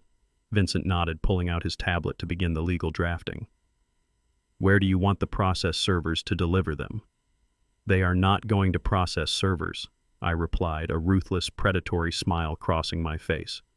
"You are going to seal them in a heavy leather portfolio, and on Saturday morning, right as Logan steps up to the microphone to announce the hostile takeover of my daughter company, that portfolio is going to be delivered directly to the center of his podium. I want him to open it under the blinding flash of 100 cameras. I want the entire city to watch the exact second his heart stops." Logan Pierce wanted a public spectacle. He is going to get a public slaughter. Saturday morning arrived with the crisp, unforgiving brightness of a city waiting for a spectacular event. The grand ballroom of the Omni Hotel had been transformed into a sprawling monument of Pierce family vanity. Dazzling crystal chandeliers cast a brilliant golden glow over hundreds of journalists, wealthy investors, and the most powerful members of the Atlanta political elite. A massive elevated stage dominated the front of the room, adorned with massive digital banners celebrating the impending corporate merger between the Pierce Group and my daughter medical research firm. Waiters in pristine white gloves circulated silently through the crowd, offering silver trays loaded with vintage champagne and expensive hors d'oeuvres. It was a flawless projection of corporate dominance and unshakable wealth. I stepped out of the heavy bulletproof doors of my black town car and walked toward the main entrance with measured, deliberate steps. I was no longer the grease-stained mechanic they thought they had crushed. I wore the charcoal gray Italian wool suit and the heavy platinum watch that signaled unquestionable absolute authority. But as I approached the thick velvet ropes leading into the VIP lobby, two massive private security contractors moved aggressively to block my path. They were men built like brick walls, wearing earpieces and deep, aggressive scowls. They took one look at my black skin and immediately shifted into a defensive, hostile posture, completely ignoring the staggering cost of the tailored clothes on my back. To them, I was an anomaly, an unwanted disruption in their pristine white environment. "I am sorry, sir," one of the guards said, stepping directly in front of me and placing a heavy, thick hand firmly against my chest. "This is a closed corporate event. Private guest list only. I suggest you turn around and exit the premises right now before we have you forcibly removed from the property." I did not flinch. I did not break eye contact. I simply looked down at the hand resting on my bespoke jacket and then back up into the guard-cold, unwelcoming eyes. "You are currently touching a man who owns the very floor you are standing on," I said, my voice low and dangerously calm. "Remove your hand immediately." The guard scoffed, exchanging a mocking, arrogant glance with his partner. "Listen closely, old man," he growled, leaning in to try and intimidate me with his physical size. "I do not care what kind of delusion you are suffering from today. You do not belong here, and you are not getting through these doors under any circumstances." Before the guard could attempt to push me backward, Vincent Thorne materialized at my side like a shadow of pure legal devastation. He carried his leather briefcase with the confident, heavy stride of an executioner stepping up to the chopping block. Vincent did not waste his breath engaging in petty arguments with hired muscle. He reached into his breast pocket and produced a thick official document stamped with the raised crimson seal of the Supreme Federal Court. He held it up directly in front of the guard face, forcing the man to read the bold black lettering printed at the top of the crisp page. "This is an active federal injunction and asset seizure mandate issued by the highest financial court in this district," Vincent stated, his voice booming with practiced theatrical authority. "My client, Martin Hayes, is the absolute majority creditor and legal owner of the Pierce Group Holding Company. By federal mandate, he has unrestricted access to any and all properties, assets, and corporate functions related to this entity. If you or your partner attempt to obstruct his physical movement for even one more second, I will personally have you both arrested and prosecuted for felony obstruction of a federal financial seizure." The guard eyes widened in absolute shock as his gaze flicked from the terrifying legal document to Vincent's unyielding expression. The smug arrogance melted completely off his face, replaced by sudden, overwhelming panic. He quickly pulled his hand away from my chest as if the fabric of my suit had suddenly caught fire. He tapped his earpiece frantically, whispering into the microphone to seek guidance from his superiors. But Vincent did not give them any time to regroup or question the order. Vincent stepped forward, using his commanding physical presence to push the velvet ropes aggressively aside. "Step out of the way," Vincent ordered. "You are interfering with a federal mandate." The two massive guards exchanged a terrified, hesitant look before slowly stepping backward, clearing the path. They had been hired to keep out aggressive paparazzi and unwanted guests, not to fight the United States Supreme Court. I adjusted my cuffs and walked past them, my head held high. We strode through the grand foyer, the heavy mahogany doors swinging open to reveal the packed ballroom. The noise of 100 simultaneous conversations washed over us, but my focus was razor sharp. I was an apex predator stepping directly into the heart of the enemy territory, and the trap was primed and ready to spring. I navigated through the dense sea of eager reporters and wealthy investors, keeping my gaze fixed dead ahead on the main stage. Arthur and Caroline Pierce were sitting in the front row, grinning widely for the flashing cameras, completely oblivious to the financial guillotine hovering directly over their necks. And there, standing near the edge of the podium reviewing his notes, was Logan. He was wearing a sharp navy blue suit, his hair perfectly styled, projecting the flawless image of a victorious young visionary. He was holding a glass of champagne, talking animatedly to a prominent Atlanta politician about his brilliant future. Then his eyes drifted across the crowded room and locked directly onto mine. The crystal glass slipped an inch in his trembling hand. The color drained completely from his face, leaving him looking like a terrified ghost under the bright stage lights. For a fraction of a second, pure, unadulterated terror flashed in his eyes. He recognized the man he thought he had left broken and incapacitated in an intensive care unit. He recognized the bespoke suit and the confident, predatory stride of a man who held all the cards. But Logan was a narcissist entirely blinded by his own desperate need for control. The terror quickly morphed into a furious, frantic rage. He muttered a quick apology to the politician and marched down the steps of the stage, cutting aggressively through the crowd to intercept me. He stopped 2 feet away, his chest heaving, his voice dropping to a toxic, poisonous hiss. "How the hell did you get in here?" Logan spat, his eyes darting around the room to make sure the press was not watching our confrontation. "You are supposed to be rotting in a hospital bed. I told you to stay out of my way, mechanic." I did not flinch. I just offered him a cold, empty smile. "You sent a dump truck to do a job. You were too much of a coward to do yourself, Logan," I replied softly, letting the words sink into his skin. "You missed." Logan's jaw clenched in absolute unbridled fury. He pulled a sleek black smartphone from his inside pocket, his thumb hovering menacingly over the screen. "You think putting on an expensive suit changes anything?" He sneered, waving the phone aggressively in my face. "I still have the financial records. I still have the fabricated transfer logs. Naomi is standing backstage right now preparing to sign. If you do not turn around and walk out those doors this exact second, I am hitting send. I am transmitting the data to the district attorney, and Darren will be in handcuffs before the caterers serve lunch. You just signed your son's death warrant, old man." I stared at Logan and his trembling thumb. I did not blink. I did not show a single ounce of fear. I simply gestured toward the grand stage with my chin. The heavy velvet curtains parted, and Naomi walked out into the blinding glare of 100 camera flashes. The room erupted into polite, enthusiastic applause from the assembled elites. She wore a stunning ivory designer suit selected specifically by the Pierce family to project unified corporate elegance. But her posture was entirely different from the terrified captive I had seen locked away in the guest suite just days ago. Her shoulders were pulled back and her spine was forged of absolute steel. She walked up to the clear acrylic podium, gripping the edges with both hands. Below the stage, sitting in the very front row, Caroline Pierce caught her eye. Caroline gave a sharp upward jerk of her chin, her eyes narrowing into a fierce, silent command. She tapped her manicured finger aggressively against the sleek leather folder resting on her lap, urging my daughter to open the prepared speech and execute the public surrender of her patent. Logan stood frozen beside me, his thumb still hovering over his smartphone. He looked up at Naomi, and a triumphant, arrogant smirk slowly returned to his face. He believed the execution was going exactly as planned. He thought the terrified bride was about to sign away her life work to save her brother from prison. The murmurs in the grand ballroom died down completely as the journalists readied their heavy cameras and notepads. Naomi leaned into the microphone. A harsh feedback whined for a split second before silence completely commanded the massive room. She looked down at the immaculate speech written by the Pierce Group public relations team. It was a document filled with empty corporate buzzwords designed to seamlessly transfer her brilliant medical technology into their bankrupt portfolio. She looked at Caroline, who was now smiling with greedy, impatient anticipation. Then she looked across the crowded room and locked eyes with me.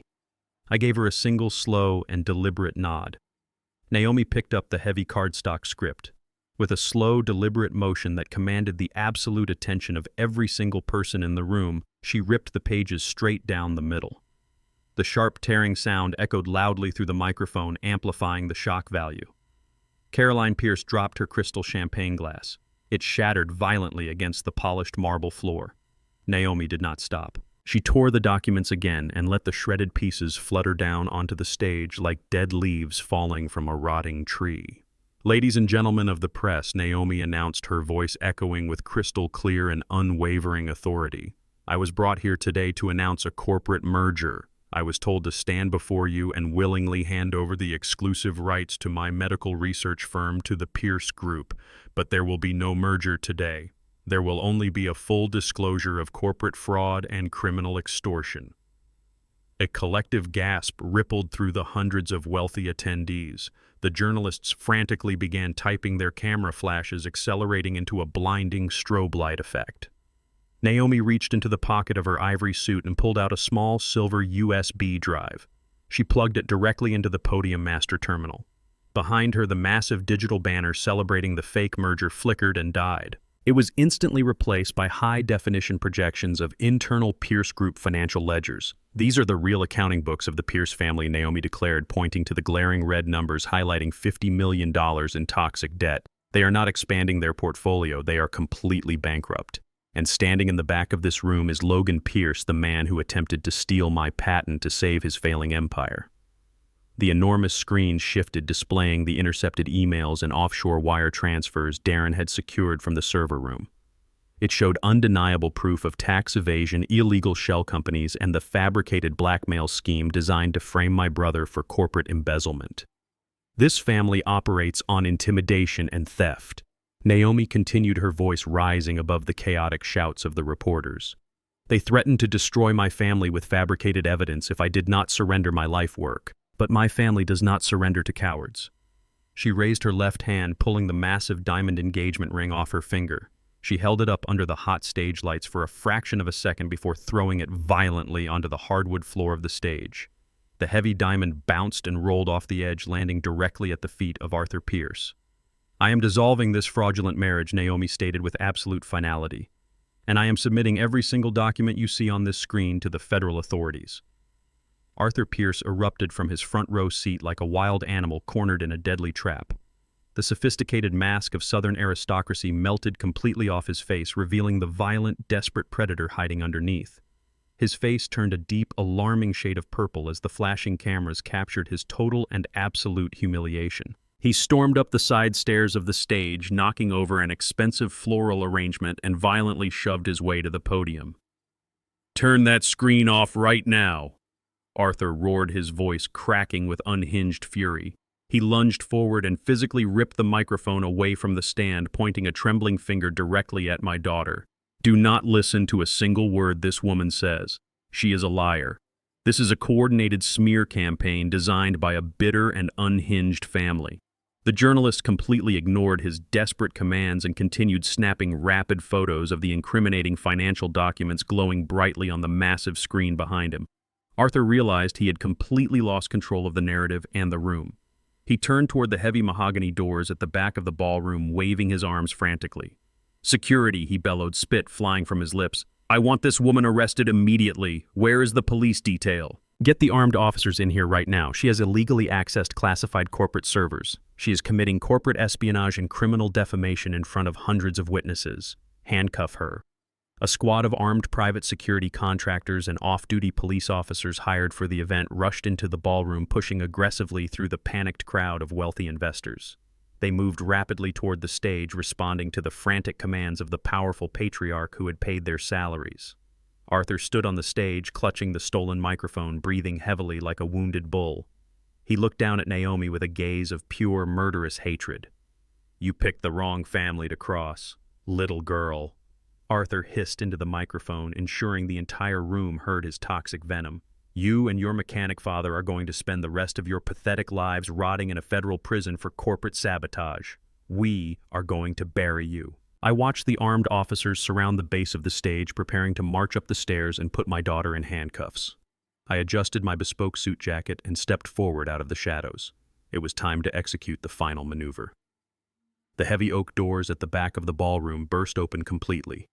A tactical squad of Atlanta police officers wearing full uniform and stern expressions rushed down the center aisle, their heavy boots thudding against the polished marble. Logan, snapping out of his temporary shock from Naomi's devastating presentation, immediately seized the opportunity to weaponize his family political influence. He vaulted up the stairs to the stage, standing shoulder to shoulder with his father. He pointed a trembling accusatory finger directly at me, then swept it toward Naomi. "Arrest them right now!" Logan shouted, his voice echoing through the massive speakers and cutting through the murmurs of the stunned crowd. "Arrest that woman for corporate sabotage and cyber terrorism. And arrest him," he jabbed his finger back at me, "Martin Hayes, for orchestrating this entire criminal conspiracy. They are a coordinated syndicate trying to extort the Pierce Group. The officers, well aware of the Pierce family's massive financial contributions to the City Police Foundation, did not hesitate to follow his furious command. They unclipped their heavy steel handcuffs and moved swiftly toward the stage. The wealthy investors in the front rows scrambled backward, knocking over crystal champagne glasses in their desperate rush to avoid the impending physical altercation. 2 officers flanked me, reaching out to grab my arms, treating me like a common street criminal who had wandered into a palace. Logan sneered, looking down from the podium with a sickening expression of absolute triumph. "You really thought you could walk into my city in your cheap rented suit and steal my company?" Logan mocked, his voice dripping with venomous arrogance. "Put them all in handcuffs. I want them processed, humiliated, and locked in a federal holding cell before the caterers serve lunch." I did not resist the officers. I stood perfectly still, letting them close the distance. I looked up at Logan, my face completely devoid of fear. I reached into the inner breast pocket of my bespoke Italian suit. The officers tensed their hands, dropping instantly to their duty belts, but I moved slowly and deliberately, completely unfazed by their weapons. I pulled out a thick, heavy leather portfolio bound with a solid silver clasp. Embossed directly on the front leather was the aggressive, unmistakable crimson seal of the Blind Panther Trust. "Officers, I strongly suggest you take your hands off me right now," I stated, my voice rumbling with an authority that commanded absolute obedience. "Unless you want to be personally named in a multi-million-dollar federal lawsuit for assaulting the legal owner of this entire corporate estate." The officers hesitated, exchanging uncertain glances, their hands hovering over their handcuffs. Taking advantage of their sudden indecision, I bypassed them effortlessly. I ascended the stairs to the stage with the heavy, measured strides of a conqueror stepping onto a battlefield he had already won. I walked directly up to Logan and Arthur, who instinctively took a step back from the sheer radiating intensity of my physical presence. I slammed the heavy leather portfolio down onto the clear acrylic podium. The loud, violent smack echoed through the microphone, instantly silencing the entire murmuring ballroom. I unclasped the binding and flipped the thick cover open, revealing the pristine, legally binding foreclosure documents. "The Pierce Group does not exist anymore," I announced, my voice booming across the grand hall, resonating with decades of suppressed power. "You stand here projecting wealth and unassailable superiority, but you are nothing but an empty shell built on $50 million of toxic, unpaid commercial loans. And as of 8 o'clock yesterday morning, I, Martin Hayes, officially purchased every single cent of your miserable debt." The collective gasp from the hundreds of journalists and high society elites sounded like all the oxygen being violently sucked out of the enormous room. Camera flashes erupted in a blinding, relentless storm, capturing the exact moment the untouchable Pierce family crumbled. Arthur Pierce turned the color of wet ash, his knees visibly buckling under the crushing weight of the sudden revelation. He grabbed the edge of the podium just to keep from collapsing. Logan stared at the documents, his mouth opening and closing like a suffocating fish, unable to process the numbers stamped on the official bank seals. "You thought my daughter's medical patent was your life raft?" I continued, staring directly into Logan, terrified eyes ensuring the microphone picked up every single word. "You thought you could intimidate a retired mechanic and steal his only house to save your fraudulent empire. You had no idea that you were threatening the majority shareholder of the Blind Panther Trust. You do not own a single brick in this city, Logan. I hold the deed to your private estate in Buckhead. I hold the mortgage to the corporate tower bearing your name. And as of right now, I legally own the very stage you are standing on. You are not a billionaire CEO, you are my tenant, and you are currently being evicted." The grand ballroom exploded into absolute pandemonium. The pristine, sophisticated facade of Atlanta highest society disintegrated into a chaotic frenzy of shouting reporters, panicked investors, and the relentless strobe of flashing cameras. The reality that a black man from the South Side had systematically bought out and dismantled the most arrogant, powerful white family in the city sent massive shockwaves through the frantic crowd. Arthur Pierce clutched his chest, gasping for air as his wife Caroline buried her face in her hands, weeping in sheer, unadulterated humiliation. But Logan was a cornered animal driven entirely by his toxic narcissism and an absolute refusal to accept defeat. The immense pressure snapped whatever sanity he had left. His face contorted into a mask of pure unhinged madness. He let out a loud, hysterical laugh that pierced through the deafening noise of the crowd. He reached frantically into his suit jacket and pulled out the folded, ink-stained legal documents he had forced me to fingerprint in the intensive care unit. "You are bluffing!" Logan screamed, his voice cracking with desperate manic energy. He waved the papers wildly in the air, shoving them toward the police officers who were now standing frozen in utter confusion. Do not listen to a single word this man says. He is a fraud. He is suffering from a severe traumatic brain injury. He is legally insane. Logan marched to the very edge of the stage, brandishing the documents like a shield against the incoming onslaught of reality. "I have the official medical power of attorney right here," Logan yelled, his chest heaving as he pointed the papers directly at the flashing cameras. Signed and notarized by his own hand just 2 days ago, he was declared mentally incompetent by a licensed physician. He is a ward of the Pierce family. That means whatever assets he claims to own, whatever phantom trust fund he controls legally, belongs to me. I am his conservator. I control his wealth. Arrest him and take him back to the psychiatric ward where he belongs. Logan stood there panting, a crazed, victorious grin spreading across his face, fully believing he had just played the ultimate trump card to steal my empire. He had no idea the trap was about to snap his neck. Logan stood panting on the stage, his chest heaving as he thrust the ink-stained documents toward the police officers. He believed those crumpled pages were an impenetrable shield capable of deflecting any consequence. He was so utterly consumed by his own arrogant desperation that he did not even notice Vincent Thorne stepping out from the periphery of the stage. Vincent moved with the terrifying, unhurried grace of an executioner who had already sharpened his axe. He did not yell or scramble. He simply walked directly to the clear acrylic podium, reaching out with a massive, steady hand to snatch the documents right out of Logan's trembling grip. Logan tried to pull them back, but Vincent yanked the papers free with a sharp, authoritative snap that echoed loudly into the microphone. Vincent adjusted his silver wire-rimmed glasses and looked down at the heavily notarized pages. He let out a low, rumbling chuckle that chilled the entire room. He tapped the thick paper with his index finger. "You really should have your corporate lawyers review the fine print before you commit federal treason in front of the Atlanta Police Department," Vincent said, his voice echoing clearly across the silent, captivated ballroom. Logan sneered, trying to maintain his crumbling facade of superiority. "Those documents are legally binding, you incompetent hack." He signed them in front of a licensed physician. "I control his estate." Vincent shook his head slowly, a look of pure legal devastation settling over his features. He held the document up to the blinding stage lights, pointing to a specific sequence of digits printed near the bottom margin. "I want everyone in this room to pay very close attention to the primary routing number listed on this transfer authorization," Vincent announced, his voice booming over the speakers. "The account sequence ends in 8804. Logan, do you know what that specific sequence represents?" Logan swallowed hard, a bead of cold sweat rolling down his temple. "It is his primary holding account," Logan stammered, his voice losing its confident edge. Vincent smiled, revealing a row of perfectly white teeth. "No, Logan, it is not. That routing number belongs to a highly classified federal honeypot account. It is a digital trap explicitly managed by the Federal Bureau of Investigation and the Securities and Exchange Commission to track and prosecute high-level identity theft. The moment you walked into that bank yesterday and attempted to use this forged document to drain $5 million, you triggered a silent alarm in Washington. You did not secure a fortune. You handed the federal government a signed, notarized confession of multi-million-dollar wire fraud." Logan staggered backward as if he had been physically struck in the chest by a sledgehammer.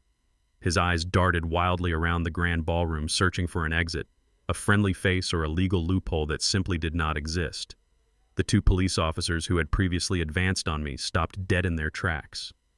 They turned their heads, their hands slowly dropping from their handcuffs to their secure radios, realizing the immense severity of the federal crime unfolding right in front of them.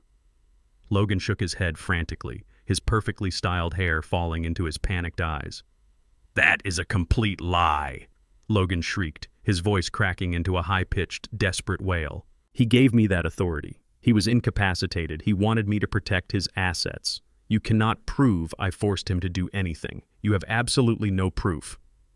Vincent did not argue with the frantic air. He did not need to. He calmly reached into his tailored suit jacket and pulled out a small, sleek digital audio recorder. He plugged a connecting auxiliary cable directly into the master port of the podium sound system. "We anticipated you would try to aggressively deny your actions," Logan Vincent said, smoothly adjusting his suit jacket.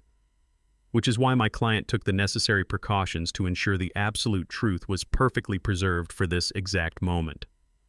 Vincent pressed the playback button. A sharp hiss of static filled the grand ballroom, followed immediately by the unmistakable arrogant voice of Logan Pierce echoing from the massive surround sound speakers. The entire room froze in absolute unadulterated horror. The high-definition audio was crystal clear. Every single person in the venue heard the aggressive rustling of hospital sheets, followed by my weak, simulated groans of pain.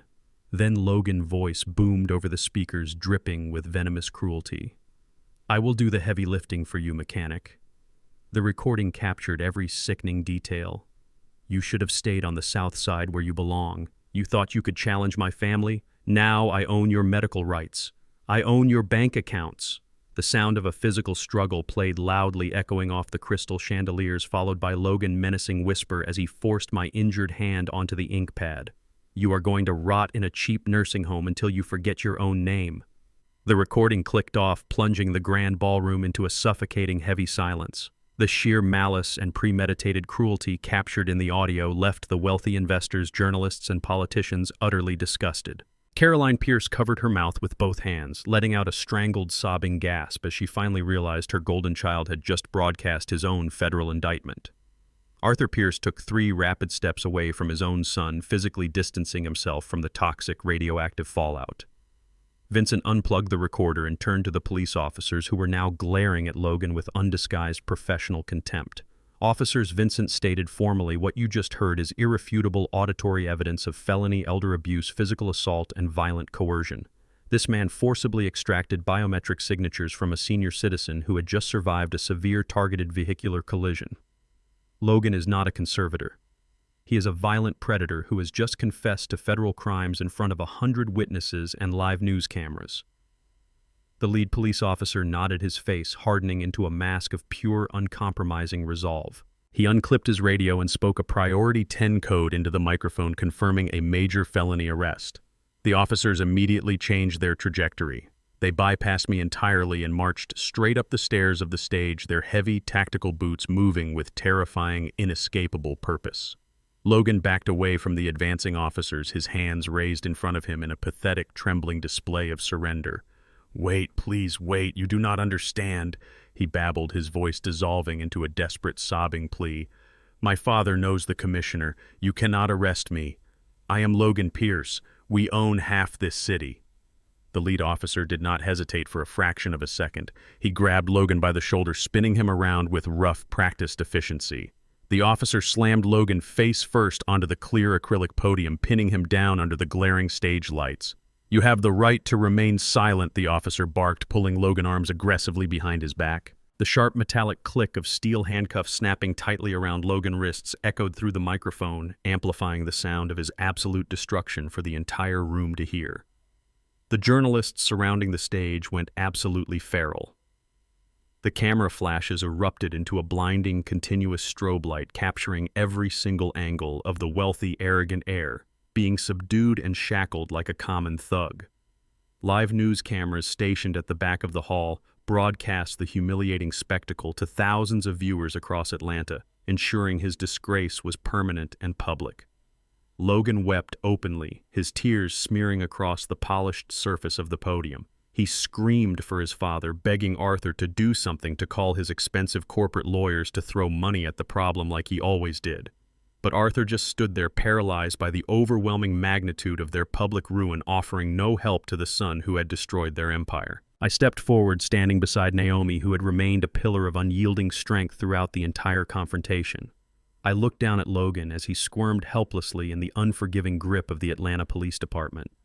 He had tried to strip away my dignity, my home, and my family. He had viewed my black skin and calloused hands as an invitation for exploitation. Now he was leaving his own extravagant merger party in the back of a squad car, stripped of his power, his wealth, and his freedom. The wind had completely changed direction, and the hurricane had finally consumed the Pierce family. The officers hauled Logan off the stage, dragging his kicking and screaming body through the exact same mahogany doors he had proudly walked through just hours before. The legal trap had snapped shut with flawless, lethal precision, delivering a crushing payload of absolute justice. The heavy mahogany doors slammed shut behind the police officers, severing Logan from the world of extreme privilege he had known his entire life. The grand ballroom fell into a suffocating absolute silence. No one moved. No one spoke. The wealthy investors and politicians who had eagerly sipped champagne just moments ago now stood completely frozen, staring at the empty space where the golden heir of the Pierce Empire had just been dragged away in steel handcuffs. Then the silence was violently shattered. Arthur Pierce, who had remained paralyzed by the sheer velocity of his family destruction, suddenly snapped. The sophisticated, polished facade of a Southern aristocrat disintegrated in real time. The expensive tailoring and generational wealth could no longer mask the rabid, desperate predator hiding underneath. His face turned a dangerous, mottled shade of purple, and the veins in his neck bulged as he turned his furious gaze back toward the stage. Arthur locked eyes with me and let out a guttural, animalistic roar of pure hatred. He lunged toward the clear acrylic podium, his fists clenched so tightly his knuckles turned stark white. "You think you have won?" Arthur screamed, his voice tearing through the microphone and echoing off the crystal chandeliers. "You think a cheap stunt with some fabricated bank papers gives you the right to stand in my ballroom?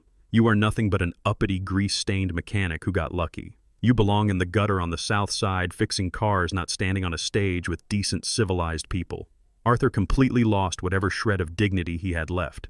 He unleashed a torrent of vile, racially charged insults that exposed the absolute rotten core of the Pierce family legacy. He demanded I remember my place. He spat out every degrading classist slur he could summon, trying to weaponize the color of my skin and my working-class background to diminish the towering reality of his defeat. He wanted to shame me into submission, to remind me of the invisible lines of segregation his ancestors had drawn to keep men like me impoverished and obedient. He shouted that his family built Atlanta, and that a man like me would never be anything more than cheap manual labor.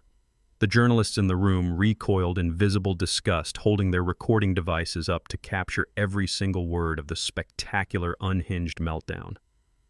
Arthur was digging his own social and professional grave with every toxic syllable he spewed, but he was too blinded by his aristocratic rage to stop.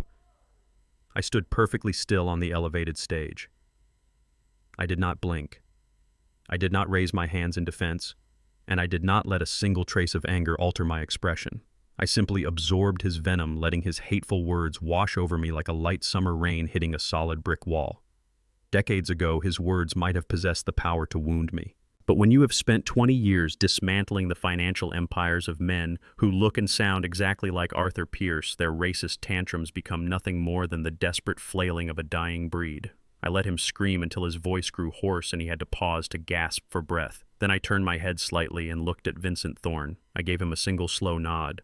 Vincent adjusted his silver wire-rimmed glasses and returned the nod. He unclasped his heavy leather briefcase and reached inside, pulling out several thick stacks of manila folders stamped with the crimson seal of the Blind Panther Trust. Vincent signaled to 3 of his junior legal aides who had been standing quietly near the edge of the stage. They moved forward with flawless, synchronized efficiency, taking the heavy stacks of documents from Vincent's hands. "Hand them out," Vincent commanded, his deep voice cutting through the lingering echoes of Arthur screaming. "Give one to every single credentialed journalist in this room. Make sure the financial reporters get the unredacted copies." The legal aides immediately descended the stairs and waded into the chaotic sea of reporters. They began distributing the red-stamped folders, passing them out like press kits at a corporate gala. The journalists scrambled frantically, dropping their champagne glasses to grab the files. The sound of rustling paper filled the grand ballroom as dozens of reporters simultaneously opened the documents. Arthur watched in sheer, unadulterated horror as his private financial ruin was handed out for public consumption. The folders contained the absolute explicit details of the Pierce Group collapse. They held the official court-ordered foreclosure documents for the Pierce family private estate in Buckhead. They held the asset seizure warrants for their corporate headquarters and the repossession orders for their fleet of luxury vehicles. The reporters immediately began reading the devastating numbers aloud, shouting questions over each other. They read the $50 million debt figures, They pointed to the explicit legal clauses confirming that I, Martin Hayes, held the supreme majority ownership of every single asset the Pierce family falsely claimed to control.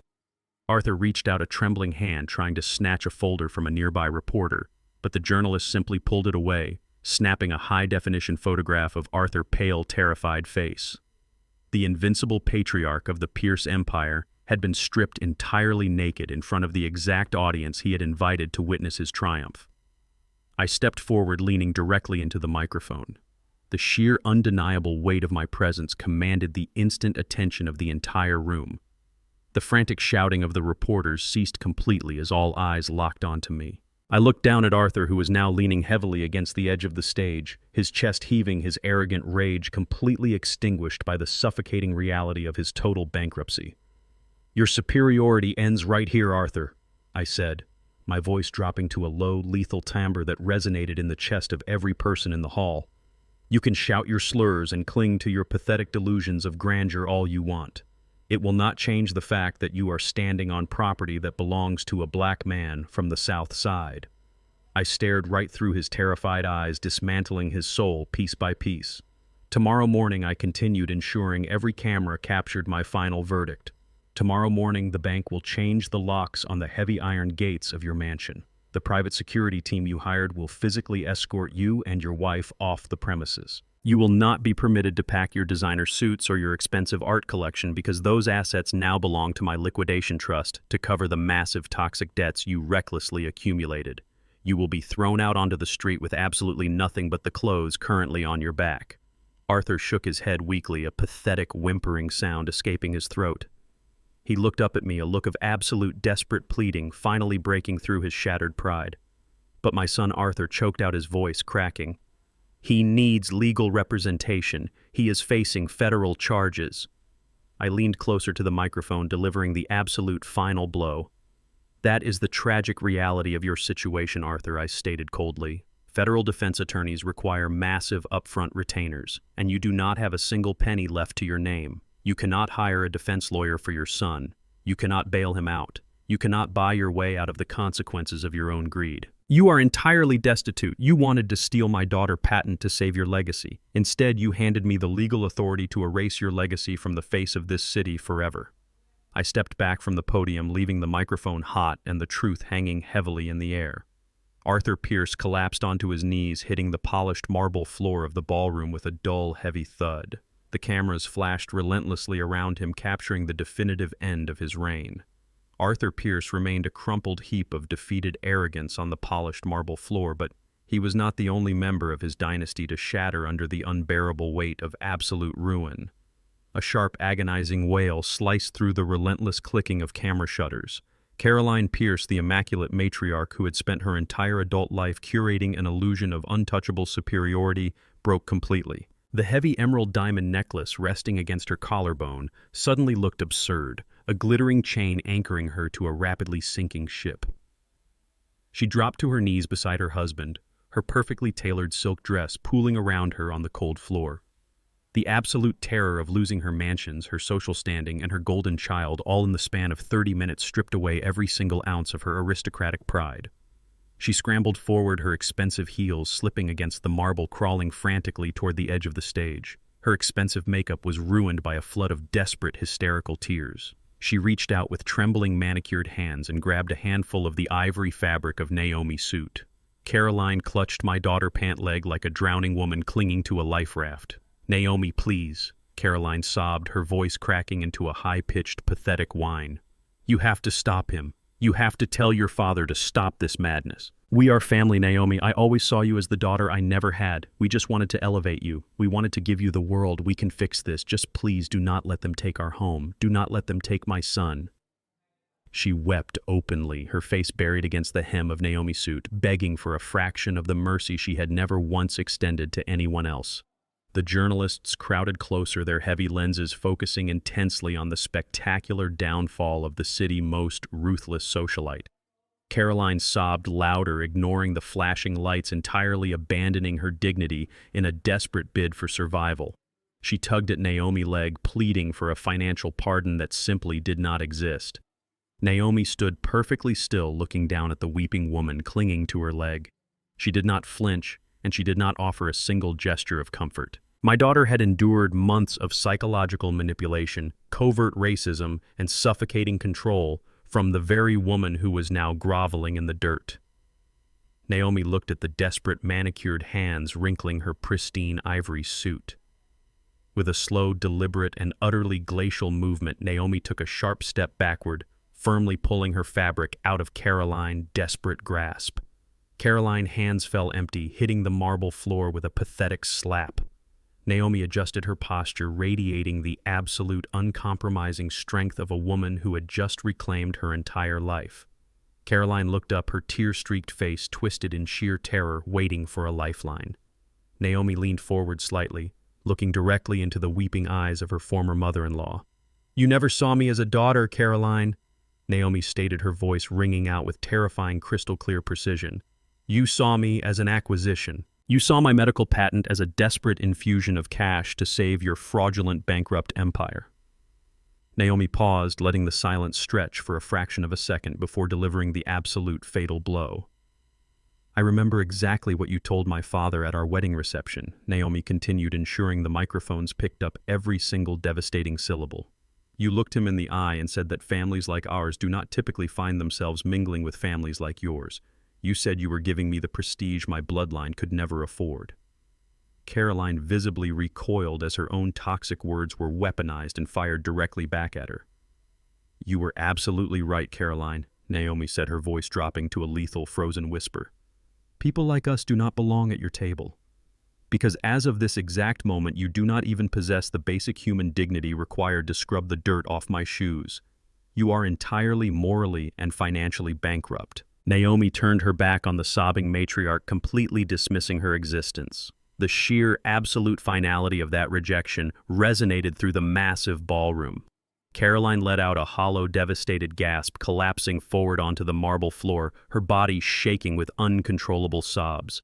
She had tried to buy respect and force submission, but she had just been publicly stripped of her humanity by the very woman she tried to enslave.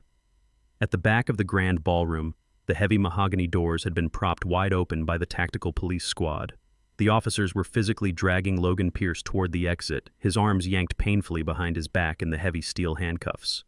Logan had witnessed the entire brutal exchange from across the room. He saw his invincible father kneeling paralyzed on the floor and his arrogant mother weeping pathetically at Naomi's feet. The terrifying realization that his parents possessed absolutely zero power to save him finally shattered the last remaining fragments of his narcissistic mind. The polished, arrogant CEO vanished entirely, replaced by a terrified, cowardly boy, desperate to save his own skin at any cost. "Wait," Logan screamed, digging his expensive leather shoes into the carpet to resist the officers pulling him backward. "Listen to me. I did not do this alone. It was not my idea." He twisted his body violently, ignoring the sharp commands of the arresting officers, and screamed directly at his parents. "Tell them, Dad," Logan shrieked, his voice cracking in sheer, unadulterated panic. "Tell them you orchestrated the entire medical patent scheme. You are the one who told me to extort Darren. You forced me to do it to save your toxic commercial loans. It was your failing company." Logan thrashed wildly, throwing his own flesh and blood directly under the approaching bus in a pathetic, frantic bid for leniency. He turned his terrified eyes toward the stage, searching desperately for my daughter. "Naomi, please," he begged, tears streaming down his flushed face. "They made me do it. They forced me. I love you, Naomi. I swear I love you." It was a sickening display of absolute cowardice. A man who had built his entire identity on dominating others was now crying and screaming, shifting the blame to the very people who had enabled his monstrous behavior his entire life. Naomi did not even turn her head to acknowledge his existence. The lead police officer lost his patience, gripping Logan by the back of his tailored suit collar and shoving him forcefully through the threshold of the grand ballroom. "Move it!" the officer barked aggressively, pushing the screaming heir out into the hotel corridor. Logan's desperate cries faded rapidly down the hallway until the heavy mahogany doors swung completely shut, cutting off his voice with a definitive heavy thud. The golden boy of Atlanta high society was gone, leaving behind nothing but the shattered, weeping remnants of a dynasty that had just been completely erased from the map. The heavy mahogany doors had barely settled into their frames after swallowing Logan Pierce when the lead detective turned to face me. He let out a long, heavy breath, wiping a bead of sweat from his forehead. The grand ballroom was still vibrating with the frantic whispers of the press, but the immediate physical threat seemed completely neutralized. The detective pulled a small leather notepad from his breast pocket and nodded respectfully in my direction. "Mr. Hayes." The detective said, his tone reflecting the newfound absolute reverence my true identity commanded. "We have your son-in-law in secure custody. My team will need you and your daughter to come down to the precinct later this afternoon to provide your official sworn statements regarding the forged medical documents and the corporate extortion." He signaled to the remaining 4 officers in the room, gesturing toward the exit with a tilt of his head. "Let us wrap this up and clear the floor. The show is over." I looked at the detective and then shifted my cold gaze directly to Arthur Pierce. The fallen patriarch was still leaning heavily against the edge of the stage, his chest rising and falling in erratic, shallow gasps. He looked entirely hollowed out, a pathetic empty shell of a man who had just watched his legacy evaporate into thin air. He thought the absolute worst was behind him. He truly believed that losing his fortune, his mansion, and his arrogant son was the maximum extent of my vengeance. He was dead wrong. Financial ruin was the penalty for his unbounded greed.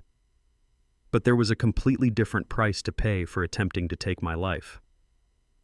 A dull, sharp ache flared in my fractured ribs, serving as a perfect reminder of the steel grille of the dump truck. I stepped down from the clear acrylic podium and walked slowly toward the edge of the stage, staring down at Arthur. "The show is not over, Detective," I stated, my voice resonating with a terrifying calm that instantly froze the departing officers in their tracks.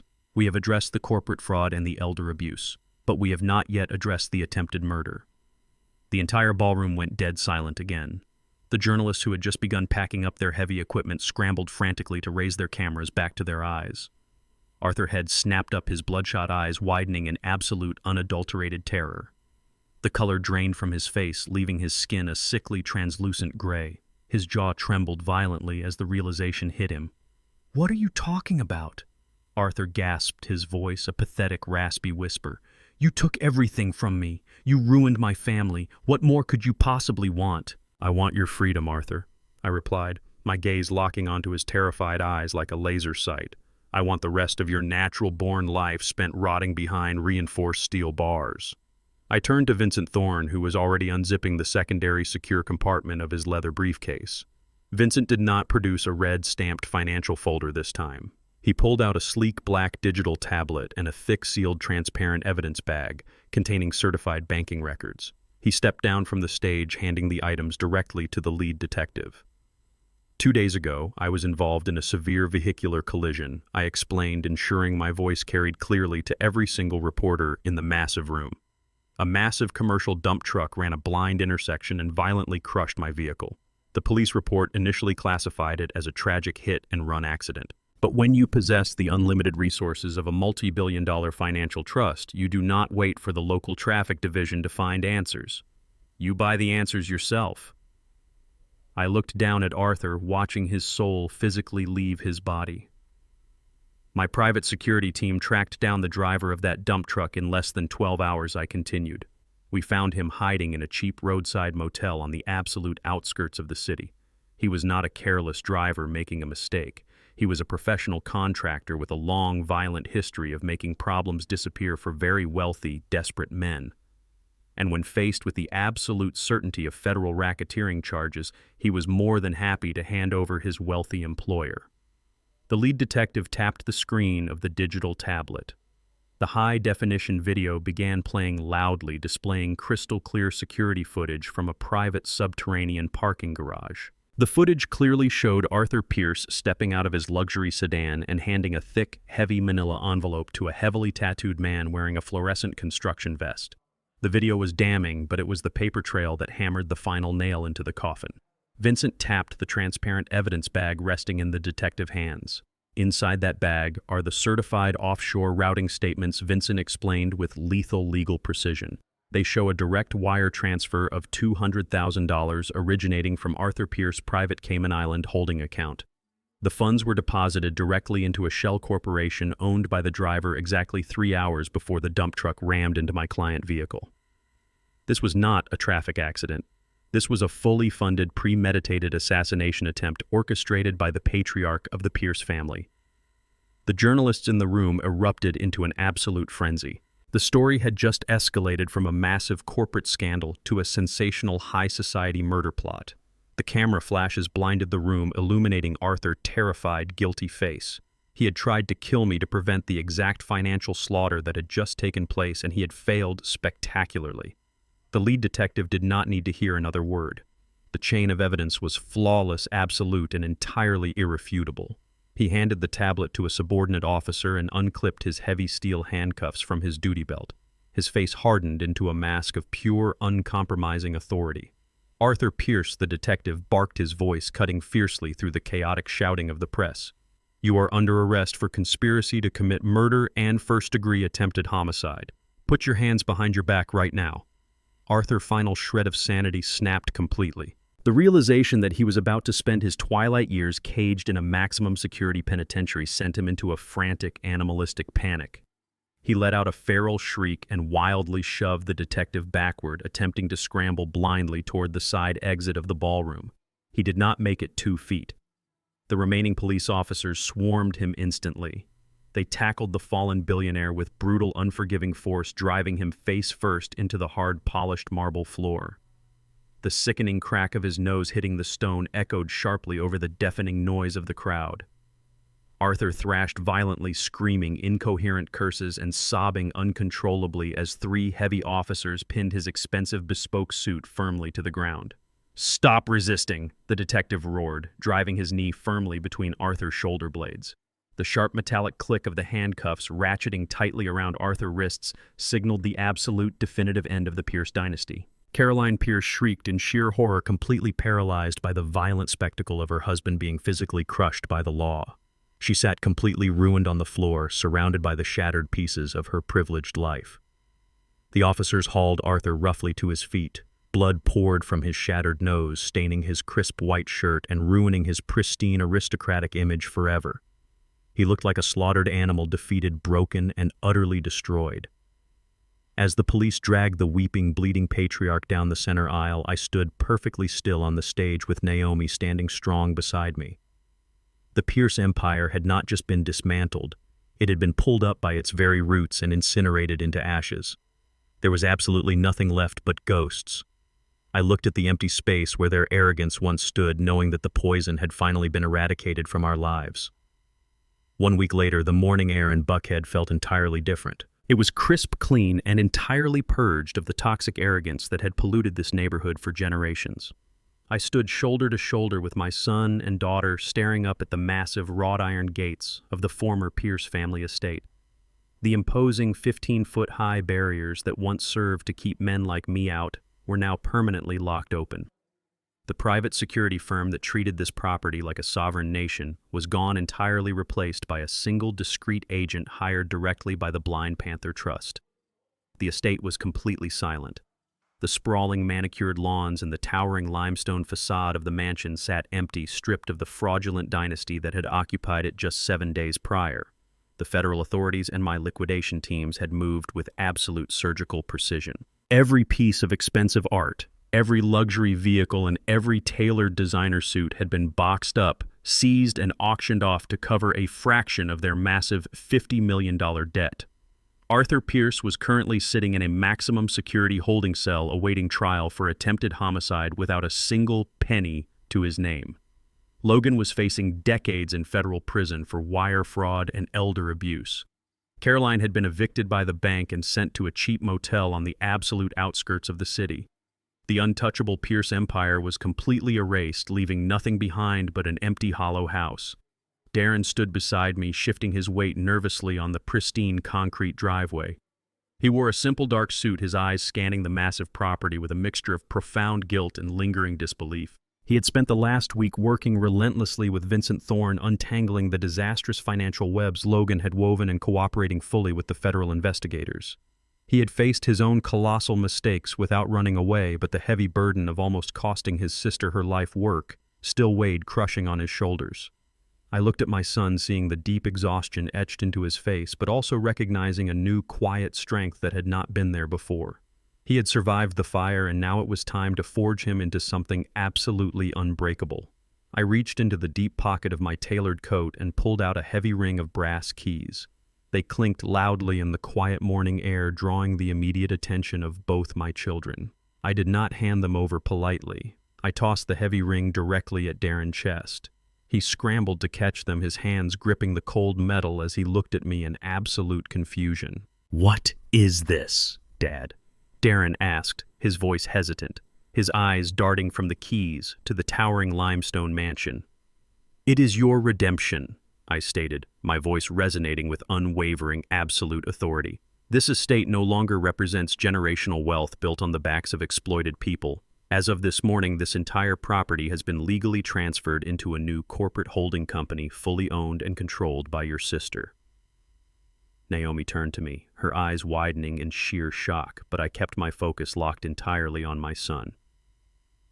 "You walked into a trap, Darren," I continued, ensuring my words carried the heavy weight of absolute accountability. "You let your blind ambition compromise you, and you gambled with your family legacy. But you also stood your ground in that freezing server room when armed men were actively hunting you. You executed the digital lock that brought the Pierce empire to its knees.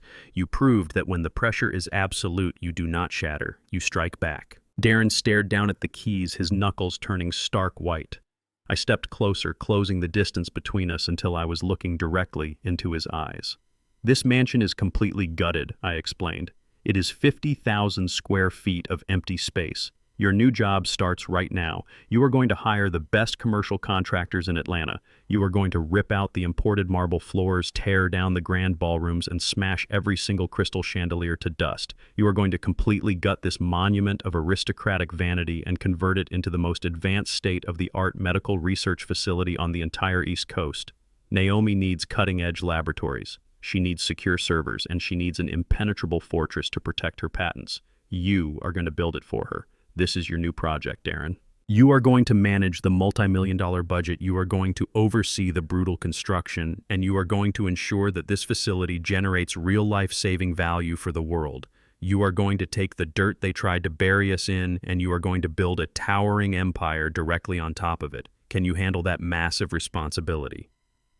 Darren stood absolutely frozen, staring at the massive limestone mansion and then back at the heavy brass keys resting in his palm.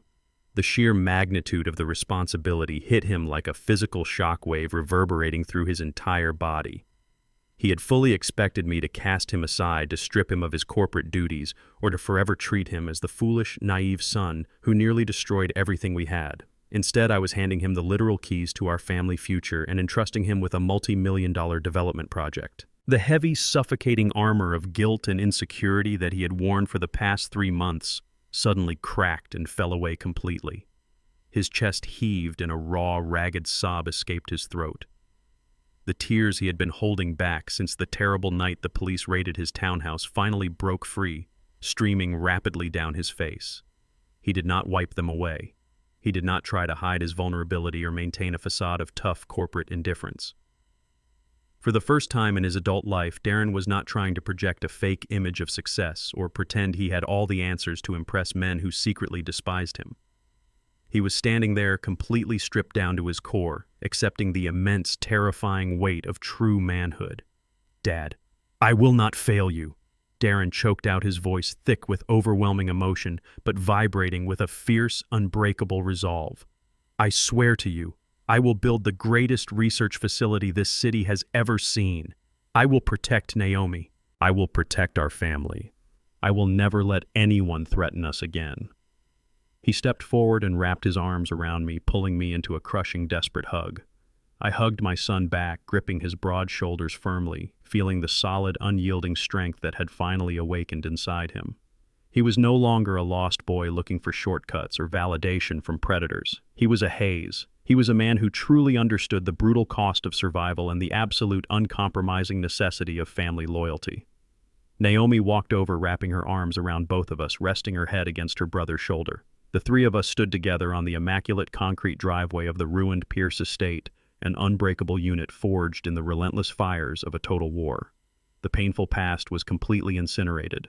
The future was entirely ours to build, and we were going to build it on our own uncompromising terms. I stood before the floor-to-ceiling windows of my private office on the top floor of the newly rebranded Hayes Financial Tower. The city of Atlanta stretched out beneath me, a sprawling grid of steel, glass, and concrete.